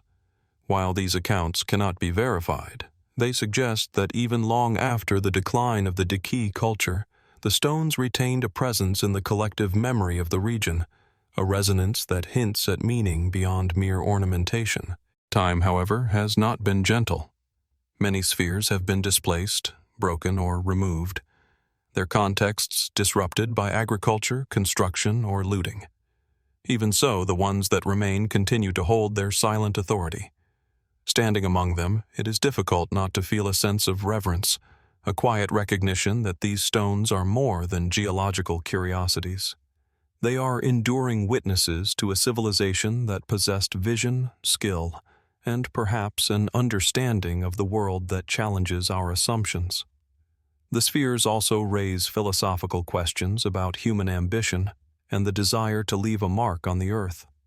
Across continents and millennia, cultures have sought to create objects that endure, to shape raw materials into forms that speak across time. Yet the Diquís spheres stand apart, in part because of the combination of their perfection, their scale, and their mysterious context. What drove this ancient culture to invest so much labor and knowledge into objects whose function remains obscure? Was it devotion, power, ritual, or a quest for understanding that transcends our comprehension? Even as we analyze their dimensions, study their locations, and compare them with other megalithic traditions around the world, the spheres retain their enigmatic quality. They are not just objects to be catalogued, they are questions in stone, inviting us to consider the limits of our knowledge and the ingenuity of those who came before. How much of their meaning has been lost, and how much is deliberately hidden, awaiting rediscovery in the alignment of a landscape, the curve of a surface, or the spaces between stones. As the sun sets over the plains of southern Costa Rica, casting long shadows across the remaining spheres, it is easy to feel the tension between certainty and mystery. The Diquís stone spheres endure, not merely as archaeological artifacts, but as enduring symbols of a past that continues to elude explanation. They remind us that for every answer uncovered by science, there are deeper, subtler questions that persist, questions that invite reflection, imagination, and wonder. In the end, the spheres of Diquís remain a silent challenge to our understanding. What knowledge, beliefs, or intentions did these ancient people encode in stone, and what secrets of human history continue to lie waiting, hidden among the plains and forests of Costa Rica? High in the northern reaches of Italy, where jagged mountain peaks rise above verdant valleys, lies a landscape that seems to hum with echoes of the distant past. The Camonica Valley stretches for miles, its slopes dotted with boulders, cliff faces, and rock outcrops that carry the silent impressions of human hands from thousands of years ago. At first glance, the carvings etched into the stone appear deceptively simple. Stick figures hunting animals, swirling spirals, abstract geometric forms. But as one gazes longer, the intricacy of the work emerges. These are not mere decorations. They are messages, carefully inscribed by generations of people whose world we can only begin to imagine. Camonica is recognized today as one of the largest and most significant repositories of prehistoric rock art in the world. Archaeologists have cataloged more than 140,000 petroglyphs across the valley, dating from the Neolithic period through the Iron Age, a span of over 8,000 years. Such continuity suggests a cultural practice sustained across countless generations, one that carried both meaning and purpose. The sheer scale of this endeavor is staggering. How did these early peoples, using simple stone tools, carve with such consistency and care, leaving a record so enduring that we can still trace the lines today? The imagery is remarkably diverse. Anthropomorphic figures appear wielding weapons, performing dances, or carrying objects that may have held ceremonial significance. Animals, both real and fantastical, dot the stone surfaces, often depicted in motion, hunting, or in mysterious alignment with human figures. Geometric shapes, spirals, and labyrinthine designs recur throughout the valley, sometimes arranged in ways that suggest a deliberate pattern or rhythm. Could these abstract forms represent a symbolic language, a method of communication now lost? Were they maps of the natural world, records of spiritual belief, or tools for teaching and memory? Some carvings are found in locations that are physically challenging to access, high upon cliffs or in narrow crevices. Why would the creators invest the effort to reach these spots? Were they intended to be seen by only a select few, initiates into a sacred knowledge, or were they offerings to the unseen forces of the mountains? The positioning of the symbols suggests a deep engagement with the landscape itself, as if the terrain and the carvings are part of a single, integrated vision of the world. The valley's natural contours, the flow of rivers, and the shifting light of the seasons may have all been considered in the placement of each image. Archaeologists have proposed a range of explanations. Many believe the carvings document daily life and social structures, hunting scenes, agricultural activities, and ritual practices. Others see them as expressions of cosmology or spirituality, perhaps even an early attempt at a symbolic or proto-writing system. The repetition of certain motifs over centuries points to shared traditions, suggesting that the images held enduring significance, passed down through generations. Yet, despite careful study, the full meaning of the carvings continues to elude researchers. There is an ineffable quality to the images, a sense that they encode ideas and knowledge we are only beginning to comprehend. Beyond conventional interpretations, some scholars have ventured into more speculative territory. Certain spirals and geometric patterns have been proposed to align with astronomical events, perhaps marking solstices, equinoxes, or cycles of the moon. Could the carvings have functioned as a form of celestial calendar, a record of the cosmos etched in stone?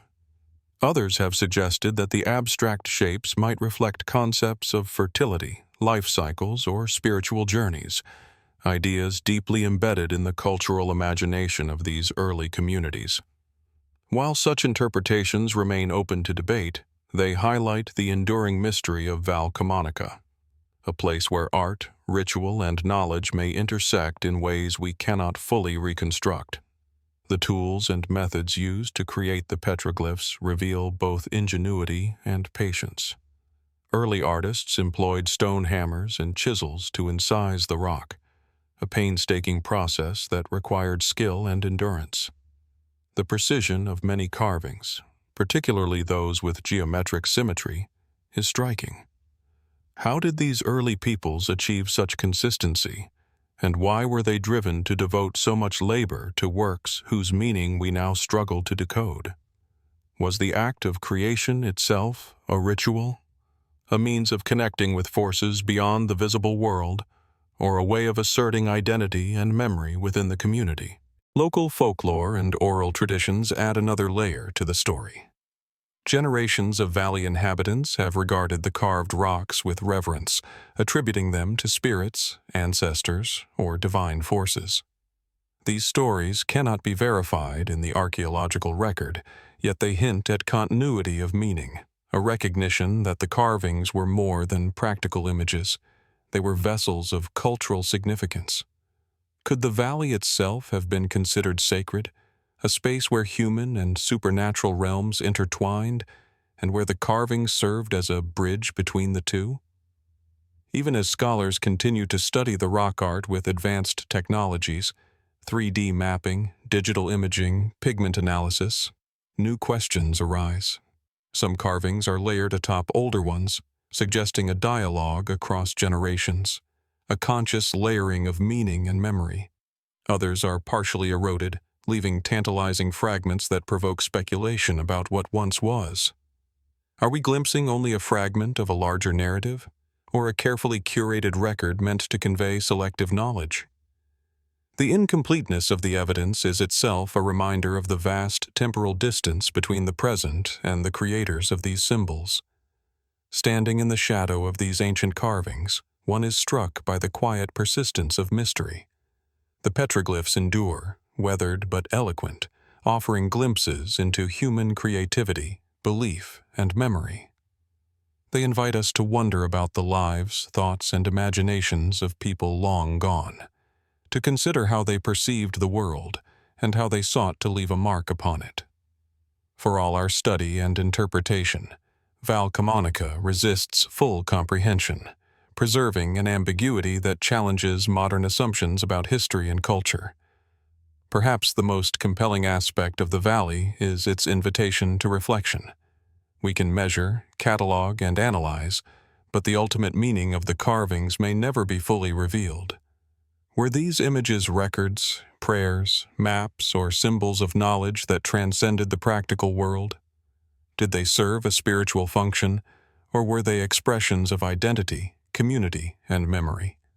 And how much of the story has been lost, swallowed by time, weather, and the silence of centuries? As sunlight shifts across the valley and casts fleeting shadows upon the etched rocks, one cannot help but feel the tension between what is known and what remains hidden.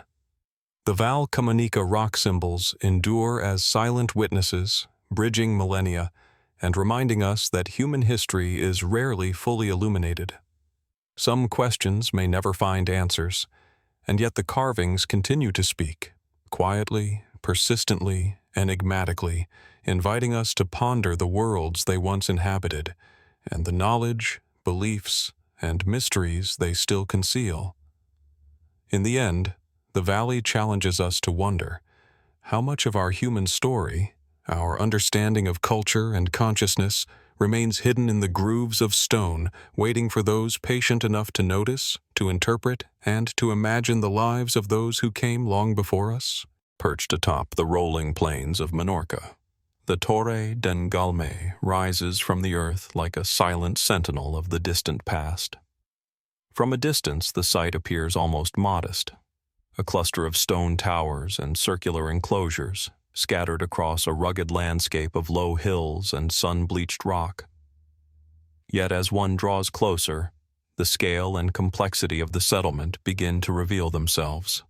Massive stones, carefully shaped and stacked, form towering talayots, megalithic structures whose purpose and origins remain subjects of enduring debate. The sun casts long shadows across the ancient walls, illuminating the precise geometry of the towers, while the wind whispers across the terraces, carrying echoes of lives lived millennia ago. Torre d'en Galmés, the largest known talayotic settlement on Minorca, was first constructed around 1000 BCE and remained in use for several centuries. Its name, derived from the Catalan word talayot, refers to the cylindrical stone towers that dominate the site, rising like watchful eyes over the surrounding landscape. Some towers reach over 6 meters in height, built from carefully stacked stones without mortar, their weight balanced with remarkable precision. Archaeologists have identified over 20 talayots in the settlement, interconnected by a network of stone pathways, enclosures, and circular dwellings. Walking through the ruins, one is struck not only by their scale but by the meticulous organization of the settlement, a sophisticated urban plan that seems to anticipate the needs of both defense and community life. The function of the talayots has long been a subject of scholarly inquiry. Some propose that they were defensive structures, watchtowers meant to protect the community from rivals or invaders. Others suggest they served ritual purposes, spaces for ceremonies, gatherings, or astronomical observation. Evidence from the site hints at multiple roles. Human burials have been discovered within some towers, while the alignment of others suggests an awareness of celestial patterns. Could these structures have been simultaneously practical, ceremonial, and symbolic, a tangible expression of a culture deeply attuned to both land and sky? The precision of construction raises further questions. The stones used to build the Talayots are immense, some weighing several tons, yet they were shaped and arranged without the use of metal tools. How did the Talayotic people manage such feats with limited technology? Did they develop methods of levering, rolling, and shaping that have since been lost? Or was there a deeper understanding of balance, weight distribution, and geometry encoded in their techniques?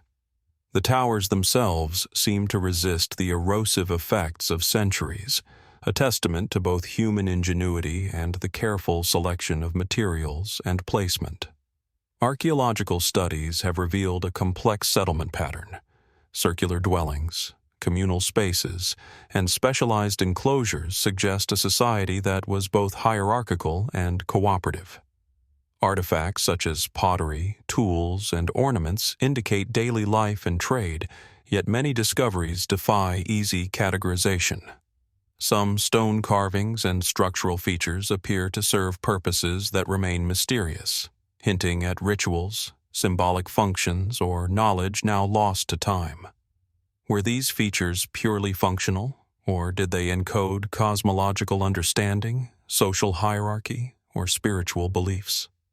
One of the most intriguing aspects of Torre den Galmés is the alignment and placement of certain structures in relation to the landscape. Some talayots are positioned to maximize views of distant hills, valleys, or the coastline, suggesting strategic planning.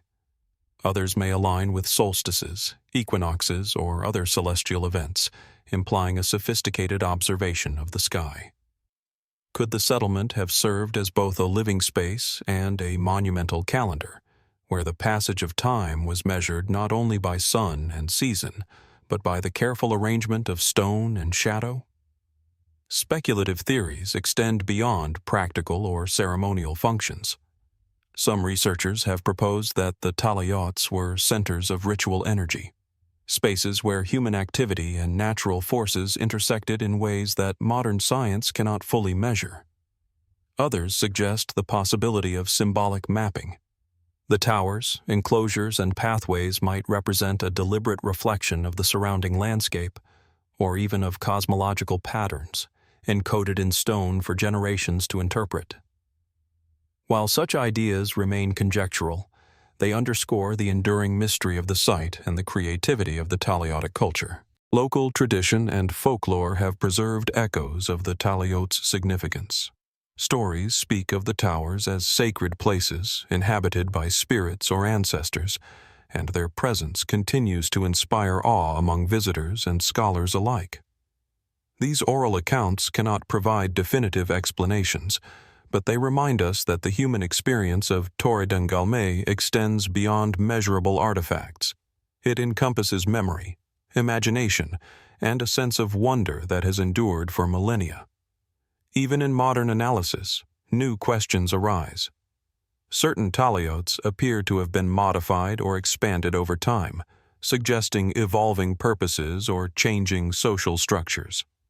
Archaeologists note evidence of multiple construction phases, implying that the settlement adapted to shifting political, environmental, or spiritual needs. How did these changes reflect the priorities and knowledge of the Talayotic people? Did the towers themselves guide the social and ritual life of the community, or were they monuments to ideals, power, protection, and connection to the cosmos? The scale and endurance of Torre den Galmés invite reflection on human ambition and the desire to leave a mark upon the landscape. These stones, shaped and positioned with care, resist not only the passage of time, but also the boundaries of our understanding. They challenge assumptions about prehistoric societies, prompting us to consider how knowledge, spirituality, and daily life might have been interwoven in ways that leave traces both subtle and profound. As sunlight shifts across the uneven stones, illuminating terraces and casting shadows across circular enclosures, the settlement seems almost alive. The Talayots stand as silent witnesses to a world we cannot fully reconstruct, their presence a reminder that human ingenuity often leaves traces that defy simple explanation. For all that archaeology has revealed, the artifacts, the structures, the settlement patterns, much about Torre den Galmés remains hidden. What secrets of daily life, ritual, and belief lie buried in the stones? How much of the Talayotic worldview, their understanding of landscape, sky, and social order, remains encoded in the placement and construction of these towers? And how many mysteries of their knowledge, lost to time, await discovery? Or will they remain as enduring enigmas, as silent as the stones themselves? Torre den Galmés invites us to pause, to observe, and to wonder. Its talayots, walls, and enclosures are more than ruins. They are a dialogue across millennia, speaking of human ambition, creativity, and the desire to connect with forces larger than ourselves. The site challenges our perception of prehistoric societies, offering a glimpse into a world where the practical, the ceremonial, and the mysterious converged. And as we trace the lines of stones and shadows, one cannot help but ask, what still lies hidden, quietly waiting within these ancient structures, waiting to reveal a knowledge that has been lost for thousands of years? High in the remote reaches of the Indian Himalayas, where jagged peaks pierce the sky and glaciers spill silently down rocky slopes, lies a frozen body of water known to locals as Roopkund. On first sight, it is deceptively serene, a small glacial lake surrounded by snow-streaked cliffs, shimmering quietly under the midday sun. Yet, beneath its placid surface and scattered along its periphery, rests a chilling secret. Hundreds of human skeletons, partially buried in ice and rock, their remains a stark testament to a tragedy long lost to time. Known to the outside world as Skeleton Lake, Roopkund has captivated explorers, scientists, and the curious alike, offering a haunting glimpse into the mysteries of the past. The skeletons themselves present an extraordinary puzzle. Estimates suggest that over 300 human remains are visible at the site, though the exact number is difficult to determine given the shifting snow and occasional landslides. The bones vary in age, sex, and size, hinting at the presence of multiple individuals, yet the conditions of their deaths are anything but ordinary. Archaeological analysis reveals injuries consistent with trauma, fractured skulls, broken limbs, and wounds that suggest blows from a blunt object. Many of the skeletons are scattered across the rocky lakebed, their positions frozen in time, as though a single cataclysmic event struck suddenly and without warning. For decades, scholars have debated the origins of the Roopkund remains. Radiocarbon dating and isotopic analysis indicate that the individuals did not all perish at the same time. Some skeletons date back to the 9th century, while others appear to be from the 19th century. This temporal spread has fueled speculation.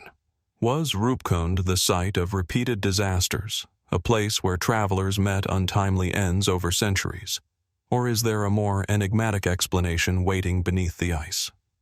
The environment itself offers both clues and challenges. Roopkund sits at an elevation exceeding 5,000 meters, where harsh weather, freezing temperatures, and sudden snowstorms are the norm. Travelers navigating the high-altitude passes would have faced formidable obstacles, yet the presence of so many skeletons in a single location suggests more than mere accidents. Were these individuals pilgrims, merchants, or perhaps part of organized caravans, venturing across the mountains under perilous conditions? Historical accounts suggest that the lake lies along an ancient trade and pilgrimage route, a path to sacred shrines further into the Himalayas. Could the frozen remains reflect a single event or multiple misfortunes layered upon one another across centuries? What makes Roopkund particularly haunting is the uniformity of some injuries. Many skulls display concussive damage consistent with high-velocity impacts, as though a force struck from above. Some researchers have suggested that hailstones of unprecedented size could have caused these wounds, a natural phenomenon consistent with the local climate. Others note the possibility of violent human conflict, a sudden attack, or even ritualized execution. Each theory carries weight, yet none fully accounts for the presence of multiple groups, the timing discrepancies, and the distribution of remains. Recent genetic studies have added yet another dimension to the mystery. Analysis of DNA recovered from the bones indicates at least two distinct populations, one group of local Himalayan ancestry and another from a more distant, possibly southern Indian lineage. This discovery raises profound questions about travel, migration, and cultural interactions in the ancient world. Why were such disparate groups traveling together, or along the same perilous route? What drew them to this remote and unforgiving landscape, only to meet such a grim fate? Speculative interpretations abound. Some fringe theories propose that Roopkund may have been the site of a ritual or pilgrimage gone awry, perhaps tied to the region's complex spiritual traditions. Others suggest cosmic or environmental forces, unusually severe storms, avalanches, or even rare meteorological events as the agents of death. While mainstream science leans toward natural explanations, the sheer drama of the scene, frozen in the high-altitude cold, invites reflection on human vulnerability and the unpredictable power of nature. The landscape itself reinforces the sense of awe and terror. Steep cliffs rise around the lake, their faces pockmarked with ice and loose stone, and the water itself, once partially thawed, now mirrors the surrounding peaks in perfect stillness. Seasonal snowmelt reveals the skeletons in patches, only for them to be again concealed beneath ice and debris as the winter returns. The cyclical emergence and disappearance of the remains almost transforms the lake into a stage, where the distant past performs its silent, frozen drama year after year. Local folklore has long preserved the story of Roopkund. Villagers speak of the lake as cursed or haunted, a place where travelers vanish or meet sudden death. Legends describe sudden storms, hail, or divine wrath as instruments of fate, warning those who would venture too far into the mountains.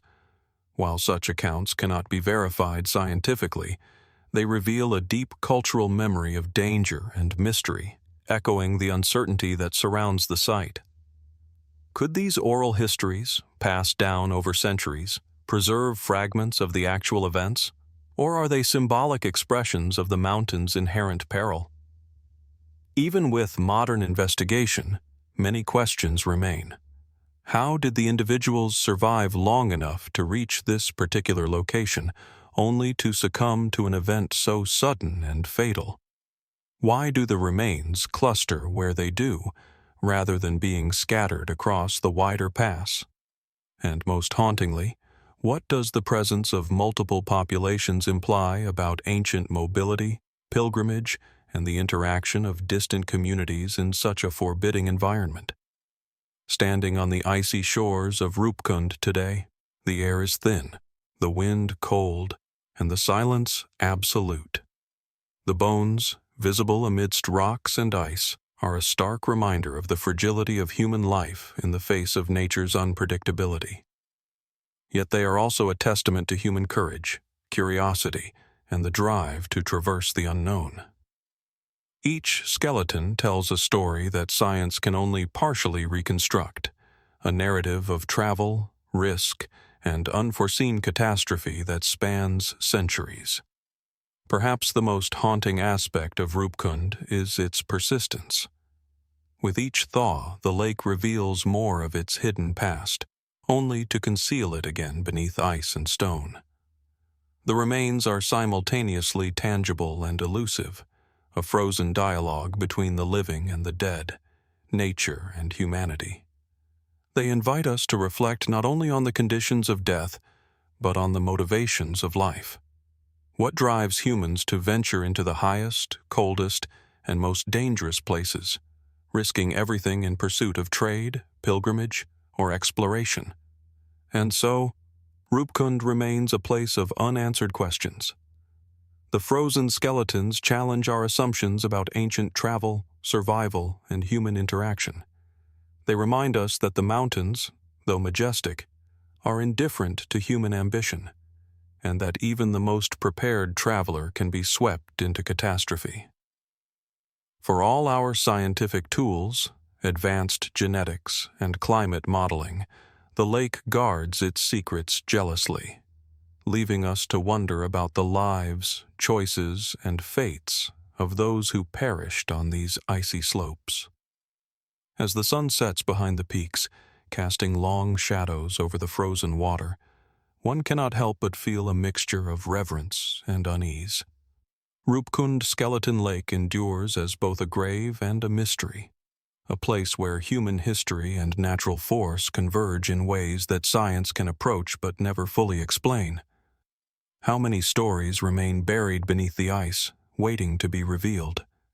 And what does this remote, silent lake tell us about the fragility, courage, and enduring mystery of the human experience in the face of a world we cannot control? Hidden beneath the rugged landscapes of Sardinia, amidst rolling hills and rocky outcrops, lie structures that have quietly guarded their secrets for thousands of years.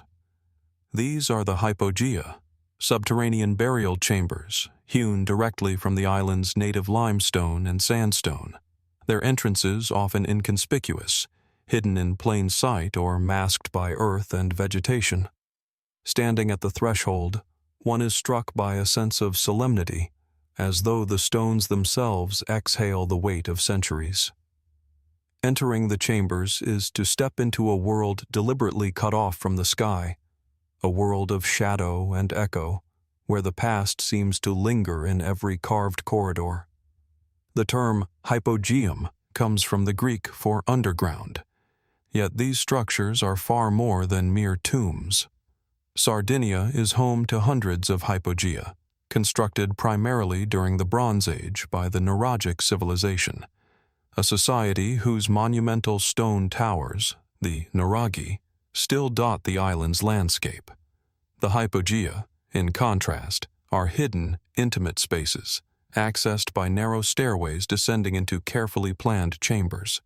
Some are simple, while others are complex, with multiple rooms, central halls, and carved niches, each designed with astonishing precision. The walls are often adorned with intricate engravings, spirals, geometric patterns, and symbolic motifs whose meaning continues to elude modern understanding. Scholars have long debated the purpose of the hypogea.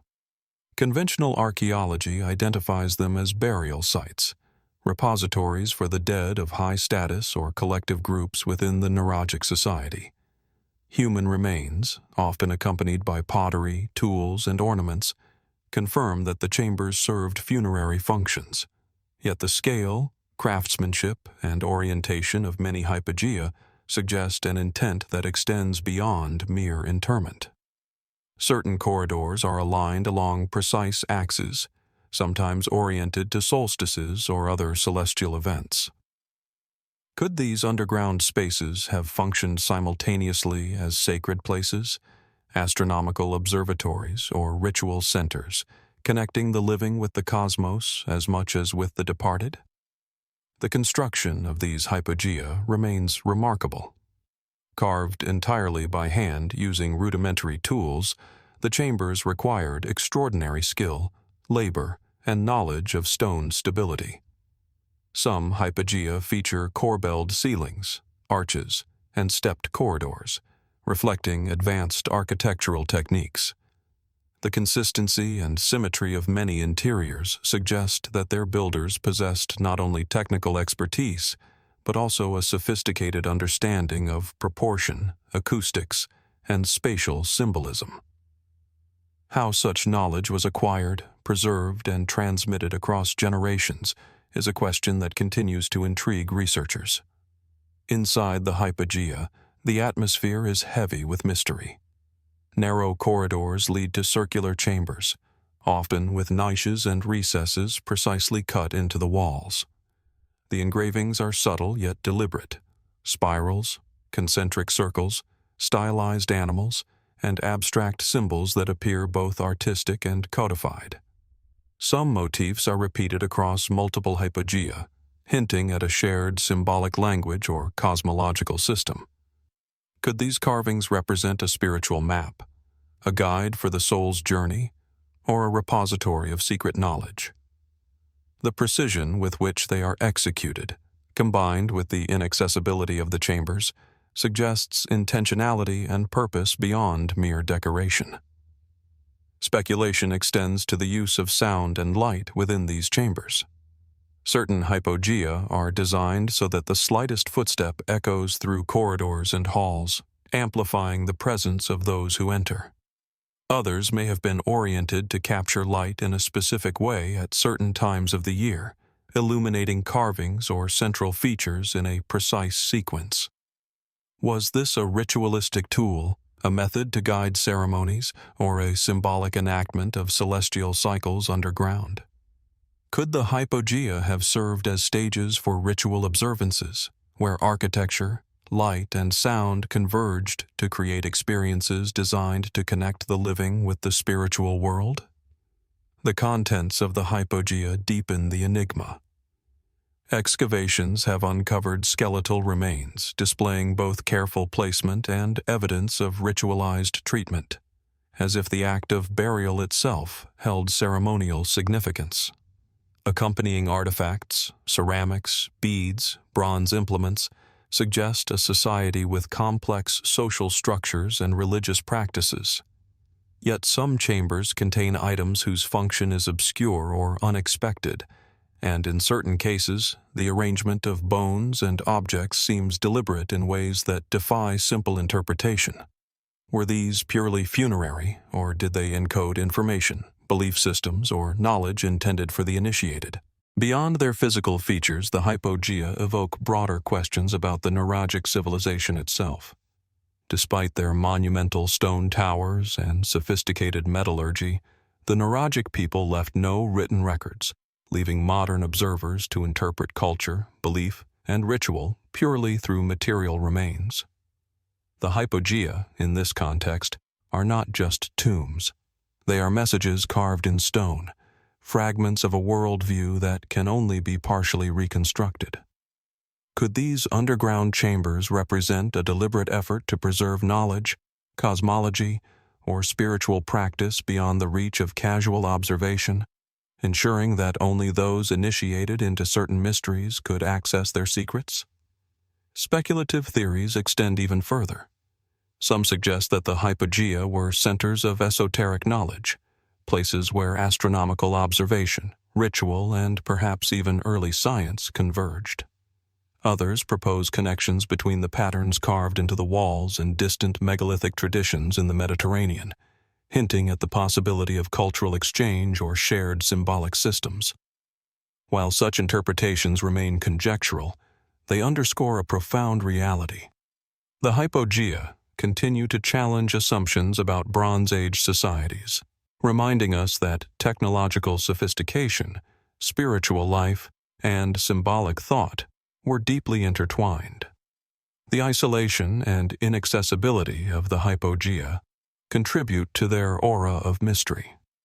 Many chambers are found on steep hillsides, concealed by overgrowth or boulders, accessible only via narrow paths or stairways carved into rock. Seasonal changes, erosion, and human activity have altered some sites, yet others remain remarkably preserved, offering windows into a world that once lay at the intersection of the living, the dead, and the cosmos. Walking through these spaces today, the quiet is almost palpable, broken only by the faint echo of footsteps or the distant sound of wind. It is a place that commands reflection, humility, and wonder. Even after decades of archaeological research, the hypogea refuse to yield all their secrets. What exactly did the neurologic people intend with the precise alignments, repeated motifs, and carefully constructed spaces? Were the chambers primarily funerary, or did they serve multiple roles in spiritual, astronomical, and social contexts? And what knowledge, lost through time and the absence of written records, remains encoded in the stone walls, waiting to be interpreted by those patient enough to observe, measure, and imagine? Standing in the dim light of a hypogeum, tracing the spirals carved into the limestone, one feels a connection across millennia. The chambers are at once intimate and monumental, silent yet eloquent. They evoke the complexity of human belief, the ingenuity of architectural vision, and the enduring desire to leave a mark upon the world. Yet, as much as they reveal, they conceal just as much. Every carving, corridor, and chamber is a question, a challenge to modern understanding, and an invitation to contemplate the unknown. Perhaps the most profound aspect of the hypogea is their persistence. Time has eroded their surfaces, yet their structure endures. Generations of people have walked past them without fully grasping their purpose, yet their presence remains commanding. They remind us that human history is layered, complex, and often partially obscured, and that even the most carefully crafted monuments cannot fully preserve meaning across millennia. As light filters through narrow entrances and shadows stretch along carved walls, the Hypogea of Sardinia continue to speak across the ages. They challenge us to consider what it means to record knowledge, to honor the dead, and to construct spaces that connect human experience with the cosmos. They remain both tangible and enigmatic, offering glimpses of a civilization that continues to resist full comprehension. And so, the Hypogea invite reflection. How much of human history, belief, and knowledge lies hidden beneath the surface, deliberately encoded in stone, waiting for the observant and the curious to uncover it? How much remains just out of reach, silently guarding the mysteries of a people whose voices, though absent from written record, still echo in the shadowed corridors of their subterranean monuments? High atop a remote ridge in the northern Peruvian Andes, shrouded in mist and steep slopes, sits Kuelap, the enigmatic fortress of the Chachapoya, a civilization often called the Warriors of the Clouds. From a distance, the site appears almost ethereal, a massive stone silhouette rising from the fog, its walls extending in a formidable ellipse that seems both monumental and inaccessible. The first sight of Kuelap inspires a mixture of awe and apprehension. Here, nature and human ambition converge, creating a landscape that seems at once real and otherworldly, as though the mountains themselves conspired to conceal secrets long held sacred. Kuelap is an architectural marvel. Constructed between the 6th and 10th centuries CE, the fortress sprawls across a mountaintop plateau some 3,000 meters above sea level. Its outer walls, some as high as 20 meters, are made of finely cut and fitted stone, enclosing more than 400 circular structures. These buildings, arranged in what appears to be a carefully planned urban complex, feature stonework that is both functional and decorative. Many of the walls are adorned with sculpted friezes of jaguars, serpents, and geometric patterns, motifs that evoke both the natural world and symbolic meanings that remain elusive to modern observers. The scale and precision of Kuelap suggest an advanced understanding of construction and urban planning. Stone terraces stabilize the mountain slopes, channels and stairways manage water flow, and the layout of circular dwellings hints at social hierarchies or communal organization. Scholars propose that Kuelap served multiple purposes: a fortress to defend against invaders, a ceremonial center for the Chachapoya elite, and perhaps even an astronomical observatory with specific alignments to solar and lunar events.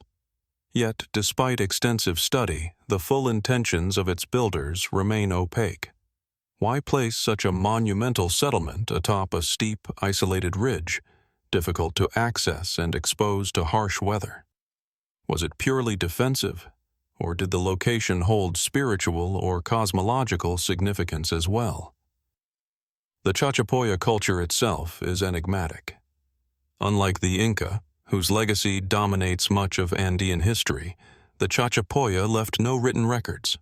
What we know of them comes from their stonework, burial practices, and accounts recorded by Spanish chroniclers centuries later.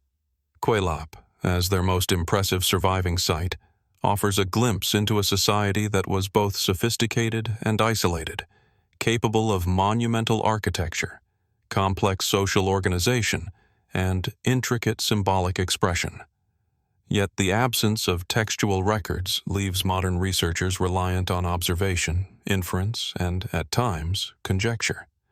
How much of Kuelap's design reflects practical necessity, and how much encodes belief systems or knowledge that has been lost to time? The fortress's circular structures themselves are striking. Each building is roughly uniform in shape, with walls that curve inward slightly, creating a sense of enclosure and focus. Many entrances are deliberately narrow, which could have defensive advantages, but may also reflect ritual considerations. Inside, the interiors are compact, often featuring low stone benches or niches whose purposes remain uncertain. Were these spaces purely domestic, or did they serve ceremonial or symbolic functions as well? Archaeologists continue to debate the meaning of the decorative friezes, particularly the stylized depictions of animals. Were these representations of clan symbols, guardians, or cosmological entities? And what might their presence reveal about the worldview of the Chachapoya, whose beliefs are otherwise largely hidden from us? Kuelap's placement within the landscape adds another layer of mystery. The fortress is surrounded by steep cliffs on almost all sides, making it naturally defensible and yet dramatically isolated. Approaches to the site are few, and even today, reaching it requires careful navigation of winding paths and precipitous slopes. Scholars suggest that the site's elevation and seclusion may have held symbolic meaning, placing the fortress closer to the heavens and emphasizing the power or sanctity of those who resided within. Could Kuelap have been as much a spiritual statement as a military one? A mountaintop city that asserted both dominance over the terrain and communion with forces beyond the human realm? Some researchers have noted astronomical alignments in Kuelap's construction. Certain walls, gateways, and structures appear to interact with sunlight at solstices or equinoxes, illuminating interior spaces in ways that suggest intentional design. If deliberate, these alignments imply a sophisticated understanding of the cosmos, incorporated into daily life and ritual practice. Could Kuelap have functioned as a sacred calendar, guiding ceremonies and communal activities according to celestial cycles? Or are these alignments coincidental, emerging naturally from the site's topography? The question remains open, one of many that keep the fortress shrouded in intrigue. The discovery and study of Kuelap in modern times have only deepened its aura of mystery. The site was largely forgotten for centuries, enveloped by cloud forests and difficult terrain, until early explorers and archaeologists documented its existence. Its relative isolation has helped preserve much of the stonework. Yet it also means that many aspects of its history, use, and cultural significance are irretrievably lost.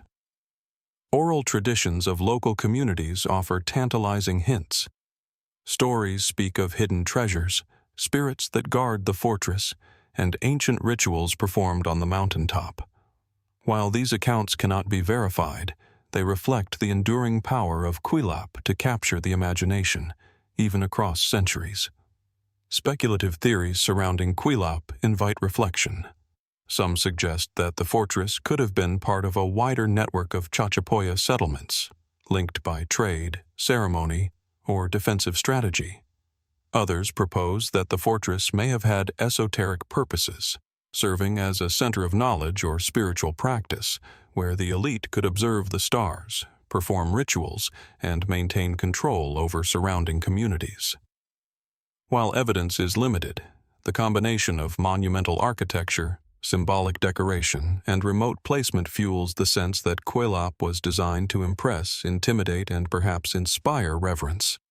Walking among the circular dwellings and climbing the stone stairways today, the visitor is struck by both the skill and the vision of the Chachapoya builders.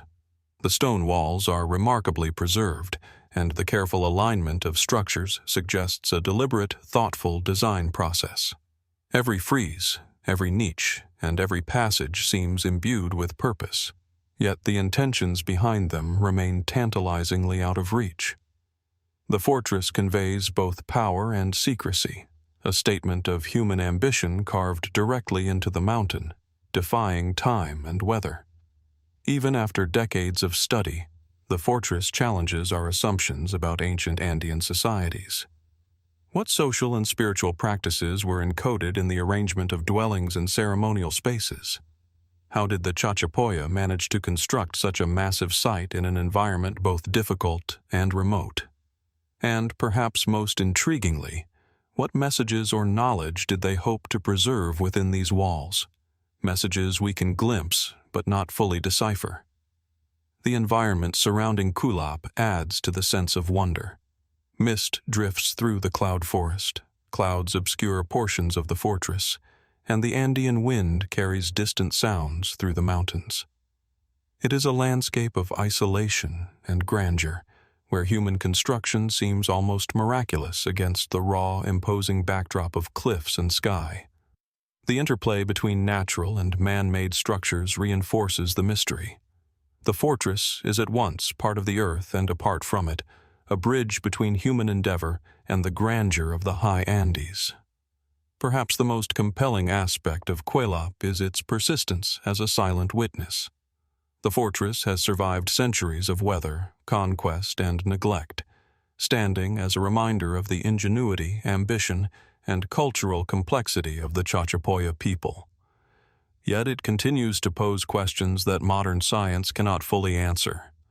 The reasons for its precise construction, the full significance of its decorative motifs, and the spiritual and social functions of its interior spaces remain elusive. As the sun sets behind the mountains, casting long shadows across the elliptical walls and circular dwellings, Kuelap seems almost alive, a monument of memory and mystery. It beckons us to reflect on the Chachapoya civilization, their knowledge, their beliefs, and the deliberate ways they shaped the world around them. And it challenges us to consider what remains hidden, the intentions, rituals, and wisdom encoded in stone, still waiting to be deciphered by those patient enough to study, observe, and imagine the lives of those who built this fortress in the clouds. In the end, Kuelap stands as a question as much as a place. How much of the human story, our knowledge, spirituality, and creativity, is preserved in the stones of remote mountains, and how much continues to elude understanding, quietly guarded by the clouds and cliffs of tea? Far across the Pacific, on the windswept plains and low hills of Japan's northern islands, lie formations that whisper of human ingenuity and ritual, yet remain largely mysterious to the modern eye. The Jomon stone circles, ancient rings of carefully placed boulders, some spanning tens of meters in diameter, are subtle in their appearance, yet profound in implication. From a distance, they resemble natural accumulations of rock, but as one approaches, the deliberate nature of their construction becomes unmistakable. Each stone positioned with intention, forming circles, ovals, and complex patterns that suggest planning, measurement, and symbolic purpose. These stone circles date back between 3000 and 2500 BCE during Japan's Jomon period, a time when communities were primarily hunter-gatherers, yet capable of remarkable social organization and artistic expression. The Jomon people left no written records, yet their legacy endures in pottery, figurines, and these enigmatic circles scattered across the Tohoku region. Some sites, like the Oyu and Isidotai circles, feature dozens of stones arranged with precise spacing, creating open central spaces that may have served communal or ceremonial functions. Standing within these circles, one senses a deliberate effort to shape not only the landscape, but human experience itself. Archaeologists have long debated the purpose of the Jomon stone circles. Conventional interpretations suggest ritualistic or ceremonial use. Gatherings, seasonal celebrations, or spiritual observances tied to the cycles of nature.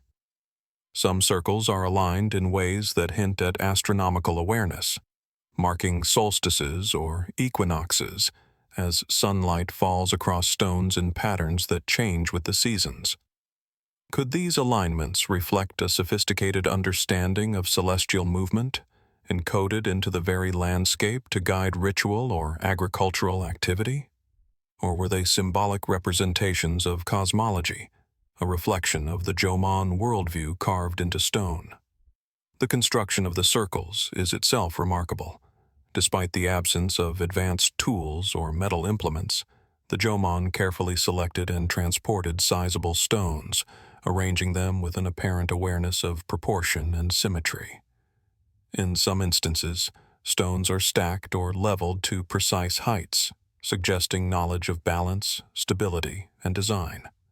What motivated these communities to invest such labor in structures that appear, at first glance, simple, yet carry an air of permanence and purpose?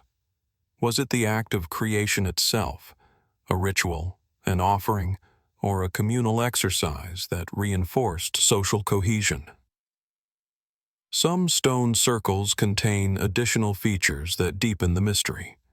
Small pits, depressions, or arrangements of smaller stones within or around the main rings may have served as altars, markers, or focal points for gatherings. Artifacts such as pottery shards and tools are occasionally found within these spaces, hinting at activity beyond mere construction. Yet, the exact nature of these gatherings remains unknown. Were they social, spiritual, astronomical, or something entirely different? Activities and meanings lost to millennia? Speculative interpretations have emerged over time. Some researchers propose that the circles functioned as ritual calendars, guiding communal life according to celestial and seasonal cycles.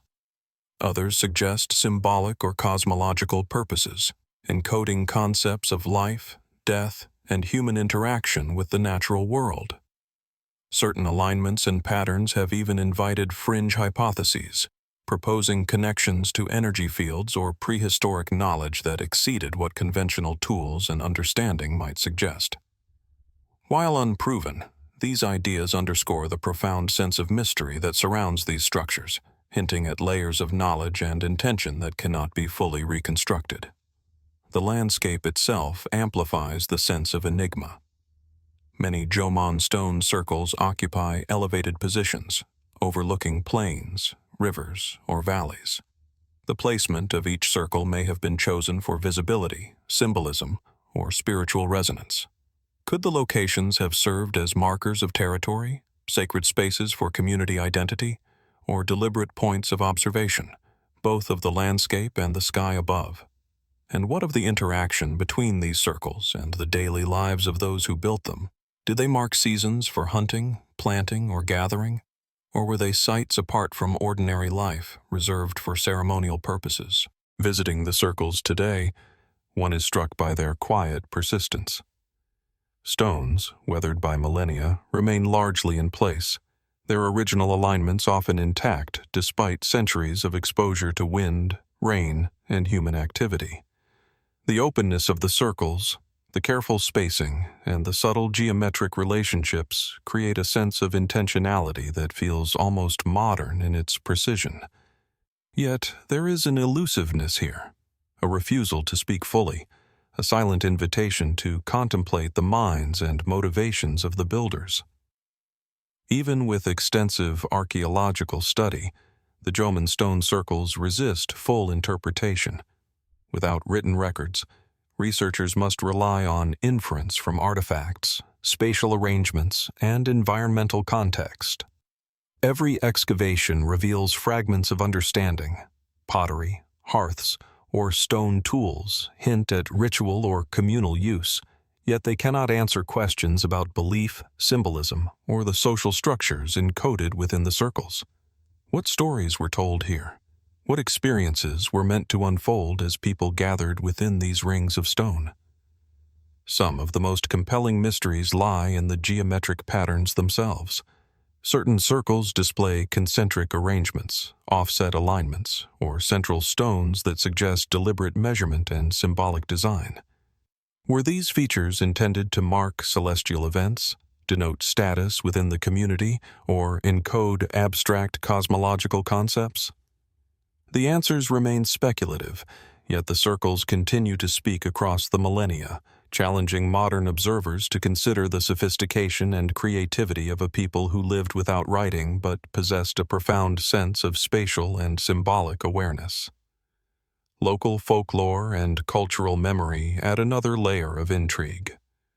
Stories persist of sacred spaces, ancestral gatherings, and ritual use of the stone circles, though their origins are obscured by time.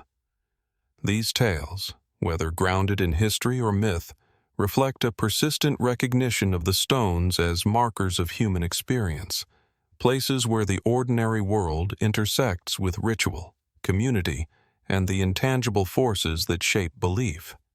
Could the circles have served as touchstones, guiding spiritual practice, social cohesion, or observation of the natural world for generations?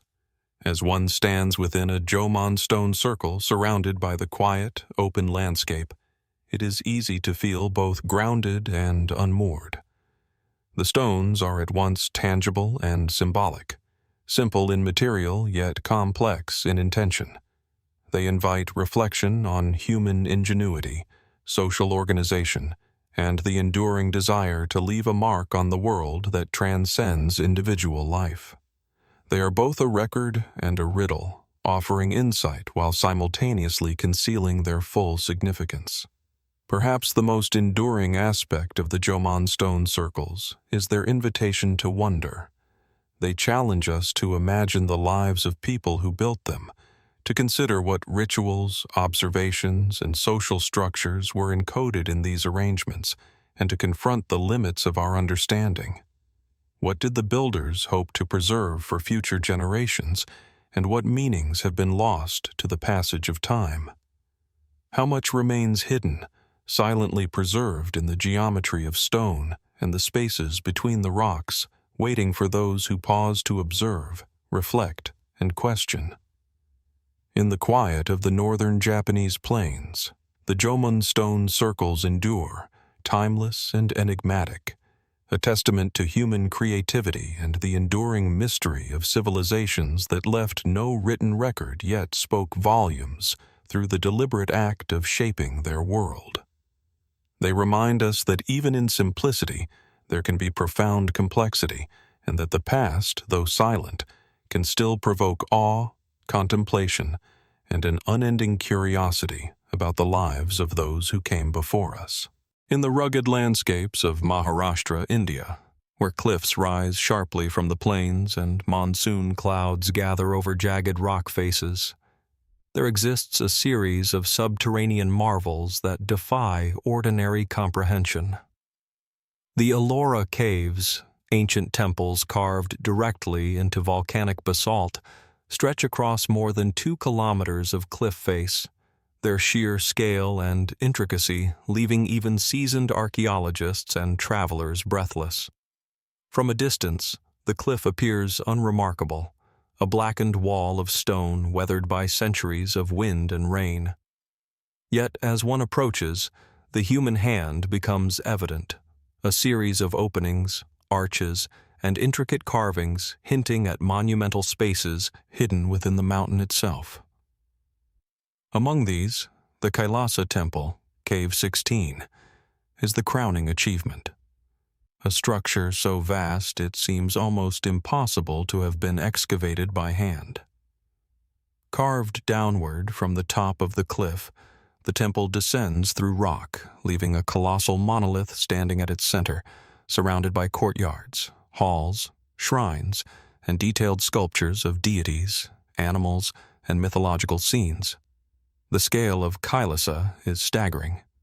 Some estimates suggest that over 200,000 tons of rock were removed to reveal the temple, yet it is carved with an elegance and precision that appears almost effortless. Each pillar, frieze, and courtyard seems deliberately designed, both structurally and symbolically, as if the temple itself embodies a cosmic order. Constructed between the 6th and 10th centuries CE by the Rashtrakuta dynasty, the Ellora complex comprises 34 caves, encompassing Buddhist, Hindu, and Jain traditions. The coexistence of these diverse religious expressions within a single cliffside is remarkable, a testament to both the spiritual and social complexity of the time. Each cave is unique. Some are meditation halls adorned with serene carvings. Others are elaborate temples filled with intricate iconography. Yet what unites them is a shared mastery over stone, an ability to transform unyielding rock into sacred spaces of remarkable beauty and function. The logistics of construction are difficult to imagine. The entire complex was excavated from the top down, a method requiring not only architectural foresight, but also extraordinary planning, coordination, and labor. Workers had to remove massive quantities of stone while ensuring structural integrity, all without modern tools. How did ancient artisans calculate weight distribution, stability, and the proportions of multi-story chambers carved into solid rock?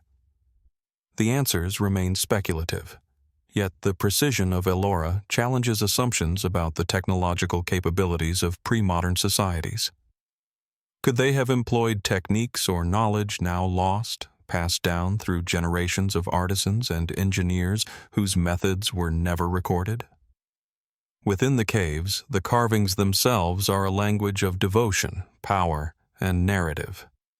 Deities in relief seem to emerge from the stone, their expressions animated, gestures deliberate, and forms imbued with a dynamic energy that defies the rigidity of rock. Scenes from the epics, the Ramayana, Mahabharata, and Buddhist Jataka tales, unfold across walls and ceilings, intricately detailed yet harmoniously integrated into architectural space. Some carvings depict mythological battles and celestial beings, others depict ordinary humans and animals in precise proportion. What inspired such fidelity to narrative and form? And how did artisans maintain consistent style and symbolism across decades, even centuries of work, without written guidelines or standardized tools? The Kailasa temple, in particular, presents a mystery of scale and intention. The temple's monolithic central shrine is surrounded by a courtyard carved directly from the rock, flanked by subsidiary shrines and sculpted figures. The spatial arrangement is both functional and symbolic, with pathways, staircases, and columns guiding movement and visual focus. Some scholars argue that the temple's layout represents a microcosm of the universe, a reflection of cosmic order and divine hierarchy in stone. Others propose that it embodies a spiritual journey, leading worshippers from outer courtyards into increasingly sacred inner sanctums.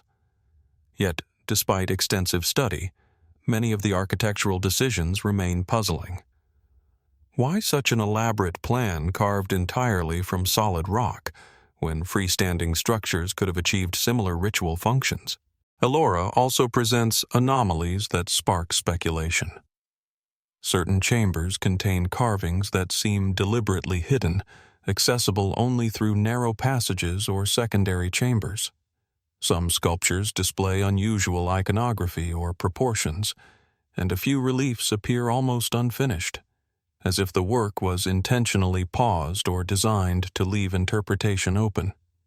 Could these features reflect secretive spiritual knowledge, accessible only to initiates or priests? Or are they practical constraints of excavation, dictated by the limitations of hand tools and the hardness of basalt? The site's interweaving of different religious traditions raises additional questions.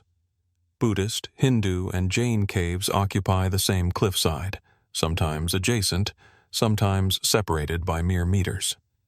Each tradition maintains its own aesthetic and spiritual priorities, yet the overall site achieves a sense of harmony and continuity. Was this coexistence purely practical, or does it reflect a deliberate philosophy of tolerance, integration, or cosmic balance? Could the artisans have shared techniques, methods, and symbolic understanding across traditions, contributing to a collective mastery of both art and engineering that transcended individual religious affiliation? Speculative interpretations abound. Some suggest that the Ellora caves served as centers of esoteric knowledge, places where spiritual practice, astronomy, and geometry converged. Certain corridors and chambers seem to capture sound and light in precise ways, creating acoustic and visual effects that may have been integral to ritual. Others propose that the alignment of caves and sculpted figures reflects astronomical or calendrical observation, encoding knowledge of celestial cycles in stone. While such theories are difficult to prove, they highlight the enduring mystery of human intent and capability behind Ellora's creation. The environment adds to the enigmatic power of the site. Monsoon rains sweep across the plateau, wind gusts echo through narrow passages, and sunlight shifts across carvings, revealing new patterns of shadow and relief. The interplay of natural light and rock transforms the caves throughout the day, creating an experience that seems deliberately orchestrated. Was this environmental choreography intentional, a way to enhance spiritual experience, or merely a byproduct of the cliffside location? The question lingers, unanswered as it has for centuries. Even the unfinished or hidden elements provoke wonder.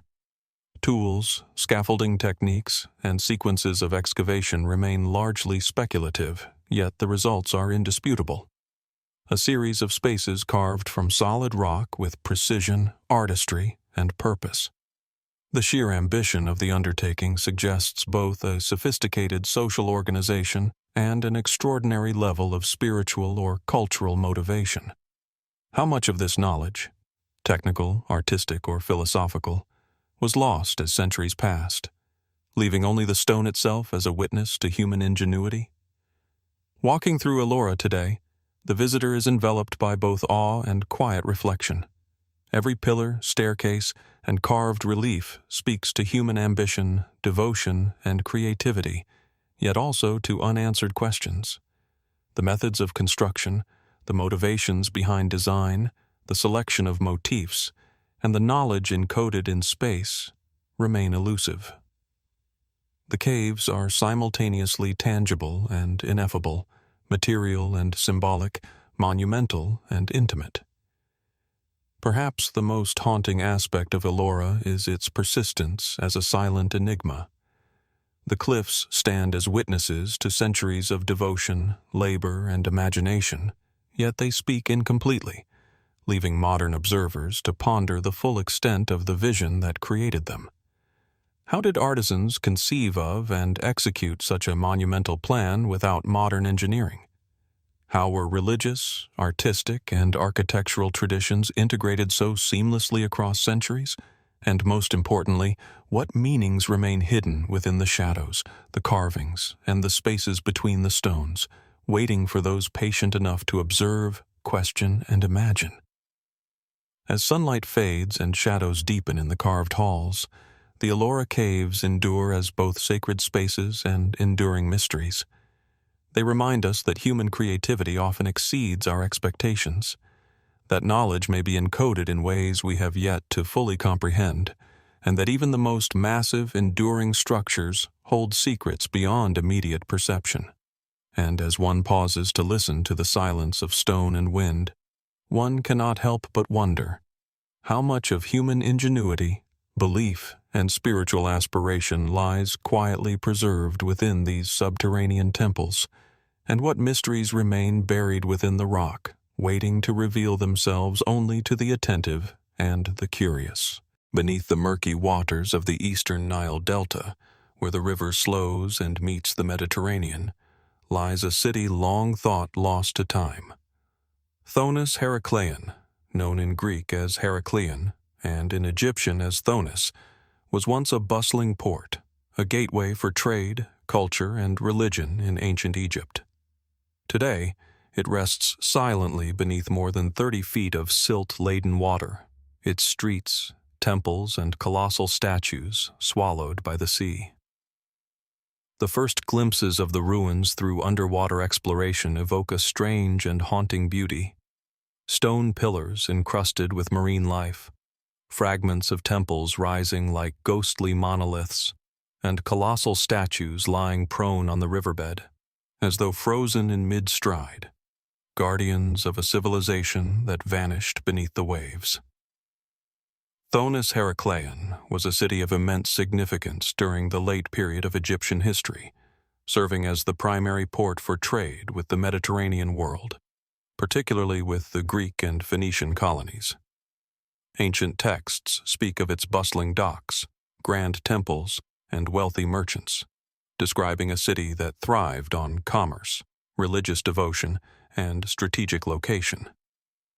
Herodotus mentions the city as a vital hub for trade and ritual, while Egyptian records highlight the presence of sanctuaries dedicated to the god Amun and other deities. Yet for centuries, scholars debated whether Thonis-Heracleion had ever truly existed, its precise location a matter of speculation, myth, and legend. The discovery of the site in 2000 by French underwater archaeologist Franck Goddio transformed legend into reality. As diving teams explored the delta waters, they uncovered a sprawling urban landscape. Hundreds of sunken ships, stone sphinxes, giant statues of pharaohs and gods, temple columns inscribed with hieroglyphs, and even entire streets paved with stone. The scale of the city is staggering, revealing a metropolis comparable in wealth and influence to Alexandria, which would later eclipse it. Yet, while many elements are understandable through historical records, the circumstances of its submersion remain a profound mystery. Geological and historical studies suggest that Thonis-Heracleion gradually sank over several centuries, affected by natural events such as earthquakes, soil liquefaction, and rising sea levels. The delta itself is notoriously unstable, with shifting sediment and subsidence creating conditions in which large structures could slowly sink into the soft riverbed. Yet these explanations, though plausible, do not fully account for the city's sudden disappearance from historical memory. How did such a thriving port, central to Egyptian commerce and religion, vanish so completely? Was it merely the slow march of geology, or were there more abrupt events, catastrophic floods, seismic upheaval, or even divine interpretation, that sealed the city beneath the water? The underwater landscape itself evokes both awe and unease. Massive stone statues, some nearly 10 meters tall, lie toppled and broken, their faces eroded yet still expressive. Columns and walls, etched with hieroglyphs and reliefs, rise intermittently from the silt, fragments of a once imposing city.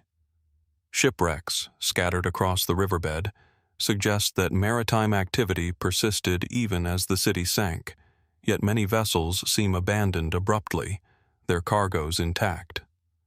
Were these ships caught in a sudden disaster, or did they represent ordinary trade halted by an inexorable natural decline? The juxtaposition of monumental architecture and scattered debris creates an uncanny scene, a city simultaneously alive in its construction and frozen in its demise. Artifacts recovered from the site reveal a sophisticated urban life. Ceramics, jewelry, coins, and everyday objects attest to a population engaged in trade, craftsmanship, and ritual. Yet some finds are puzzling. Imported Greek pottery far predating the supposed peak of Hellenic contact, inscriptions referencing pharaohs whose historical placement is uncertain, and evidence of complex ritual practices that challenge conventional timelines. Could these anomalies reflect previously unknown aspects of Mediterranean-Egyptian interaction? Or do they hint at a city whose history is more intricate than surviving texts suggest? Thonis-Heracleion also presents enigmas in its religious architecture. Temples dedicated to Amun and other deities feature colossal statues, gateways, and hypostyle halls, some of which now lie partially collapsed underwater. The alignment and design of these temples raise questions about ritual practice and celestial observation. Were the temples aligned with astronomical events, as seen in other ancient sites, or were their orientations dictated purely by geography and river channels? And what role did these sacred spaces play in the daily life of a city that was both a commercial hub and a spiritual center? The city's interaction with the Mediterranean world adds further layers of mystery. Greek historians describe Heracleion as a place where Greeks and Egyptians traded, intermarried, and conducted ceremonies together. Coins and inscriptions bearing Greek names have been recovered alongside Egyptian artifacts, suggesting a multicultural urban life. Yet the exact nature of this intercultural exchange remains speculative. How deeply were Greek and Egyptian traditions intertwined here? Were the ceremonies purely commercial, or did they represent deeper spiritual or political collaboration? The underwater ruins provide tantalizing hints, yet no definitive answers. Speculative interpretations extend even further. Some propose that Thonis-Heracleion was deliberately abandoned or ritually buried, submerged as part of religious or political practice, while others suggest it fell victim to catastrophic natural events so sudden that little record of the process survived. Tales from ancient Egypt speak of cities swallowed by the Nile or cursed by the gods, and it is tempting to imagine that such narratives may have arisen from memory of Heracleion's disappearance. Could the submersion itself have been interpreted as divine judgment, reinforcing cultural myths and influencing later Egyptian storytelling? Exploration of the site is challenging and transformative. Diving through the silt-heavy waters, archaeologists encounter columns, statues, and fragments of temples as if navigating a sunken metropolis frozen in time. Visibility is limited, and each artifact is weighed down by centuries of sediment, yet every discovery provides both evidence and mystery. The underwater city evokes a profound sense of temporality, a civilization thriving, vanishing, and now preserved in a state between ruin and memory. What daily lives played out along these streets? Which voices, now silent, once animated temples, markets, and docks? Even after decades of excavation, many questions remain. How precisely did the city sink, and over what timeline? Were its final days marked by gradual decay, a sudden catastrophe, or both?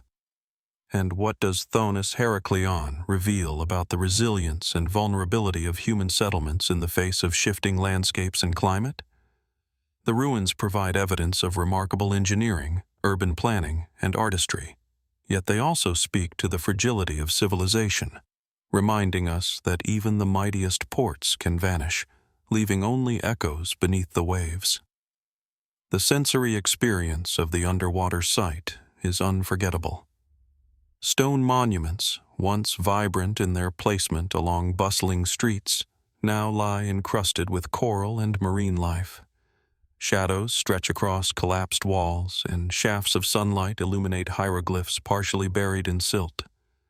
The city seems alive yet silent, present yet distant, a landscape where history, geology, and mythology intersect. Each dive becomes an encounter with time itself, where centuries collapse and a vanished world can be glimpsed in fragments of stone, pottery, and bone.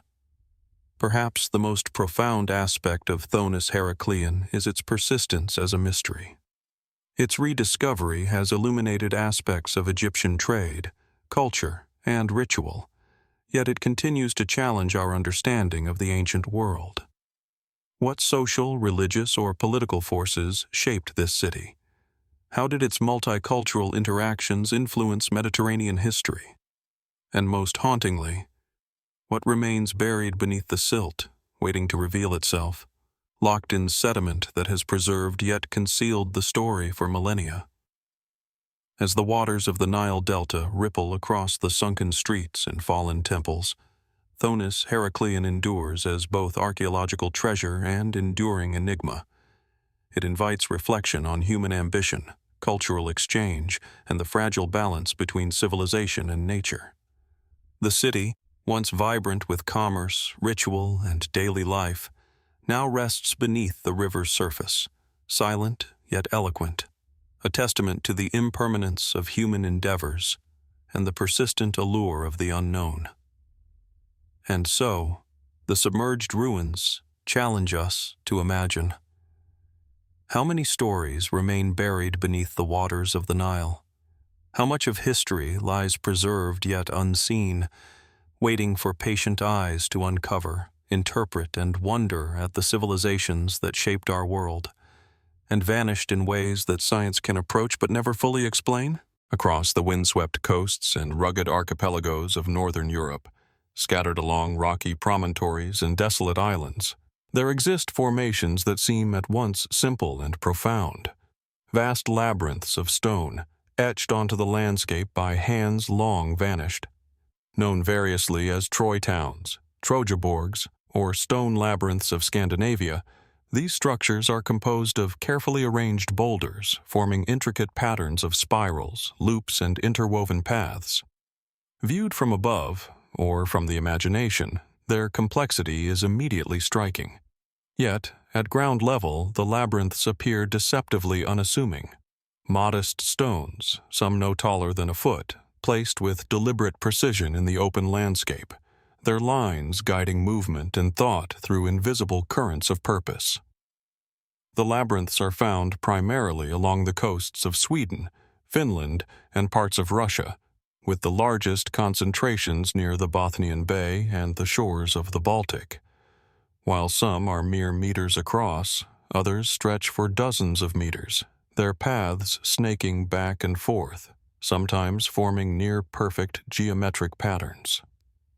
From the air, they resemble intricate weaving in stone, yet on the ground, they become spaces that can be traversed, contemplated, and experienced in ways that are difficult to capture in photographs or maps. The effect is immersive. The labyrinth is at once a puzzle, a monument, and a silent witness to human ritual. The origins of these labyrinths are ancient, yet their precise age remains uncertain.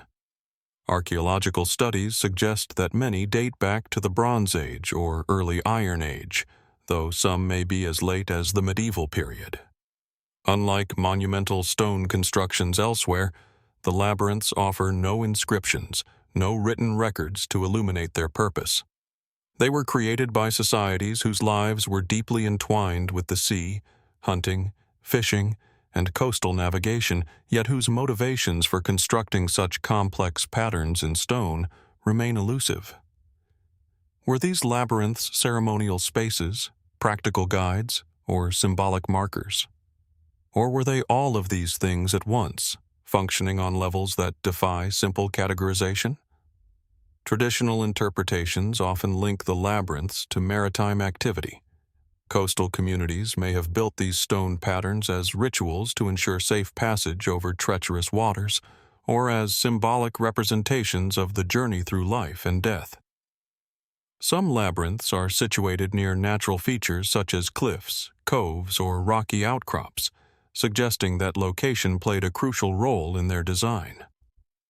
Could the labyrinths have been intended to honor the spirits of the sea, the wind, or the ancestors who navigated these landscapes before them?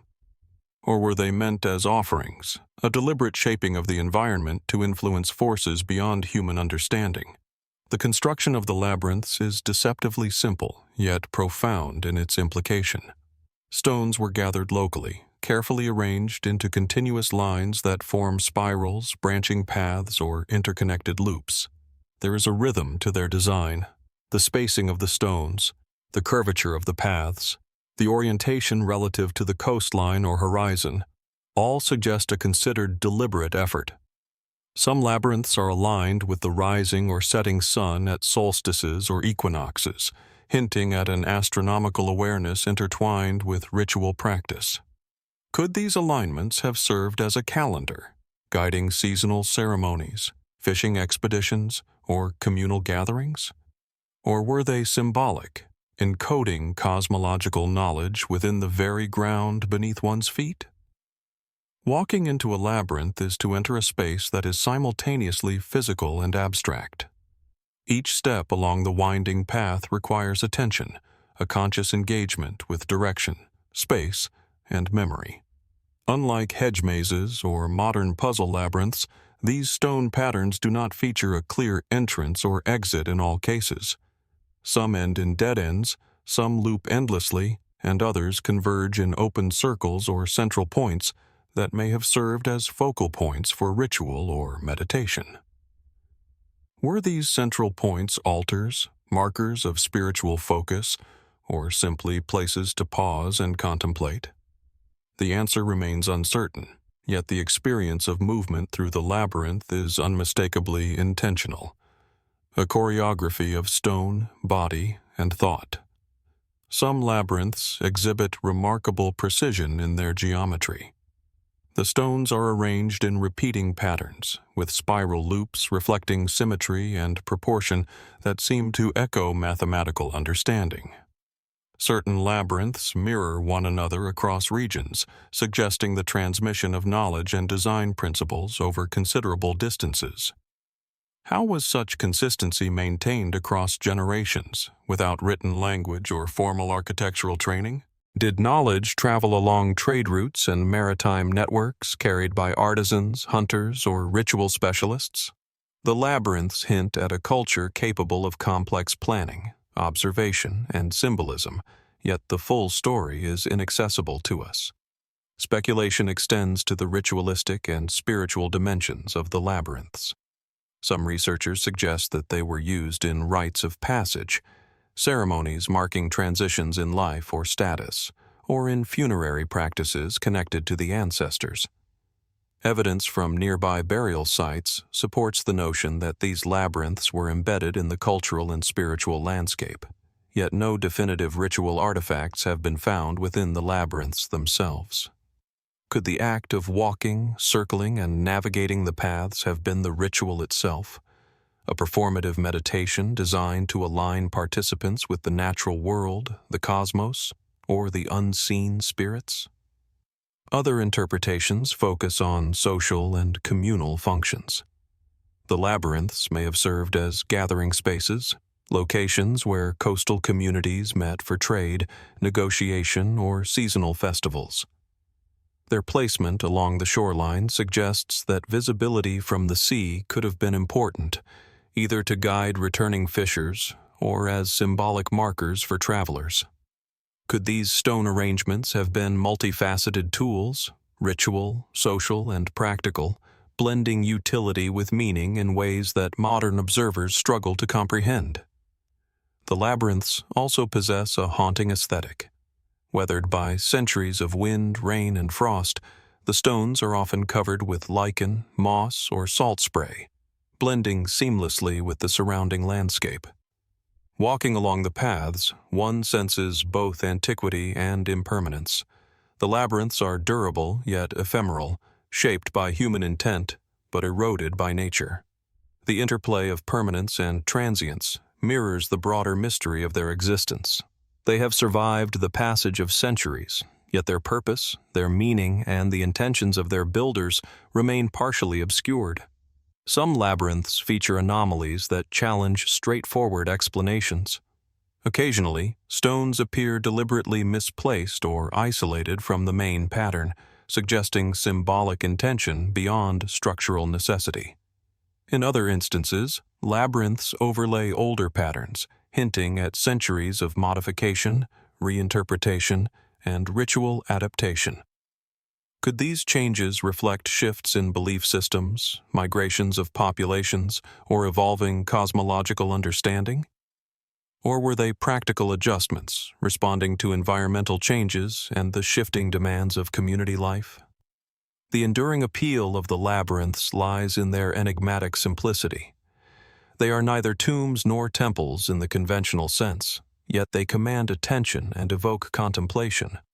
The act of engaging with the labyrinth, tracing its paths, observing its geometry, considering its alignment, is a form of dialogue across millennia, connecting the modern observer with human intention in ways that transcend written history. They are subtle, yet profound, enduring markers of a culture that understood the power of space, movement, and symbol. Despite decades of study, much about the labyrinths remains unresolved. How were they constructed, maintained, and integrated into daily life? What specific rituals, ceremonies, or practical functions did they serve? And why did this particular form, stone arranged in complex spirals and loops, emerge repeatedly across coastal Scandinavia, yet disappear elsewhere, leaving no direct textual or pictorial record? The labyrinths seem designed to provoke curiosity, to invite exploration, and to resist easy interpretation. Modern visitors to the labyrinths are enveloped in an experience that is simultaneously contemplative and disorienting.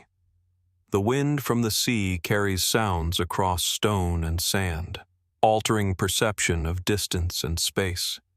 Each turn, each loop, reveals subtle changes in perspective, encouraging a sense of reflection and immersion. In this way, the labyrinths are more than stone on stone. They are landscapes of thought crafted to shape perception and awareness. Perhaps the most compelling mystery is the universality of the labyrinth motif. From Scandinavia to the Mediterranean, from Minoan Crete to the British Isles, labyrinths appear repeatedly in human history, often linked to ritual, myth, and spiritual practice. Why did this form recur, appearing independently across cultures separated by geography and time? Do the Scandinavian labyrinths belong to this broader phenomenon, echoing universal concerns with journey, transition, and the human engagement with the unknown? Or do they represent a unique expression of the particular societies that built them, reflecting local needs, beliefs, and imagination? As twilight descends on the Scandinavian coast, the stone labyrinths take on an almost otherworldly presence.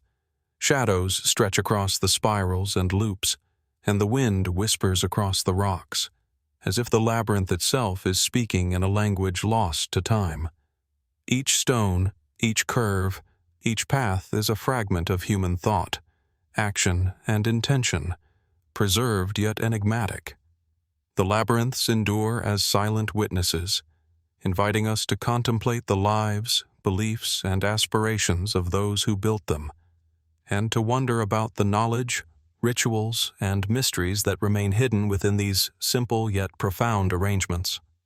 In the end, the stone labyrinths of Scandinavia remind us that human creativity is often deliberate yet elusive, profound yet subtle. They encourage us to ask, how much of our past, our beliefs, practices, and understanding of the natural and spiritual worlds remains embedded in forms that are at once familiar and mysterious?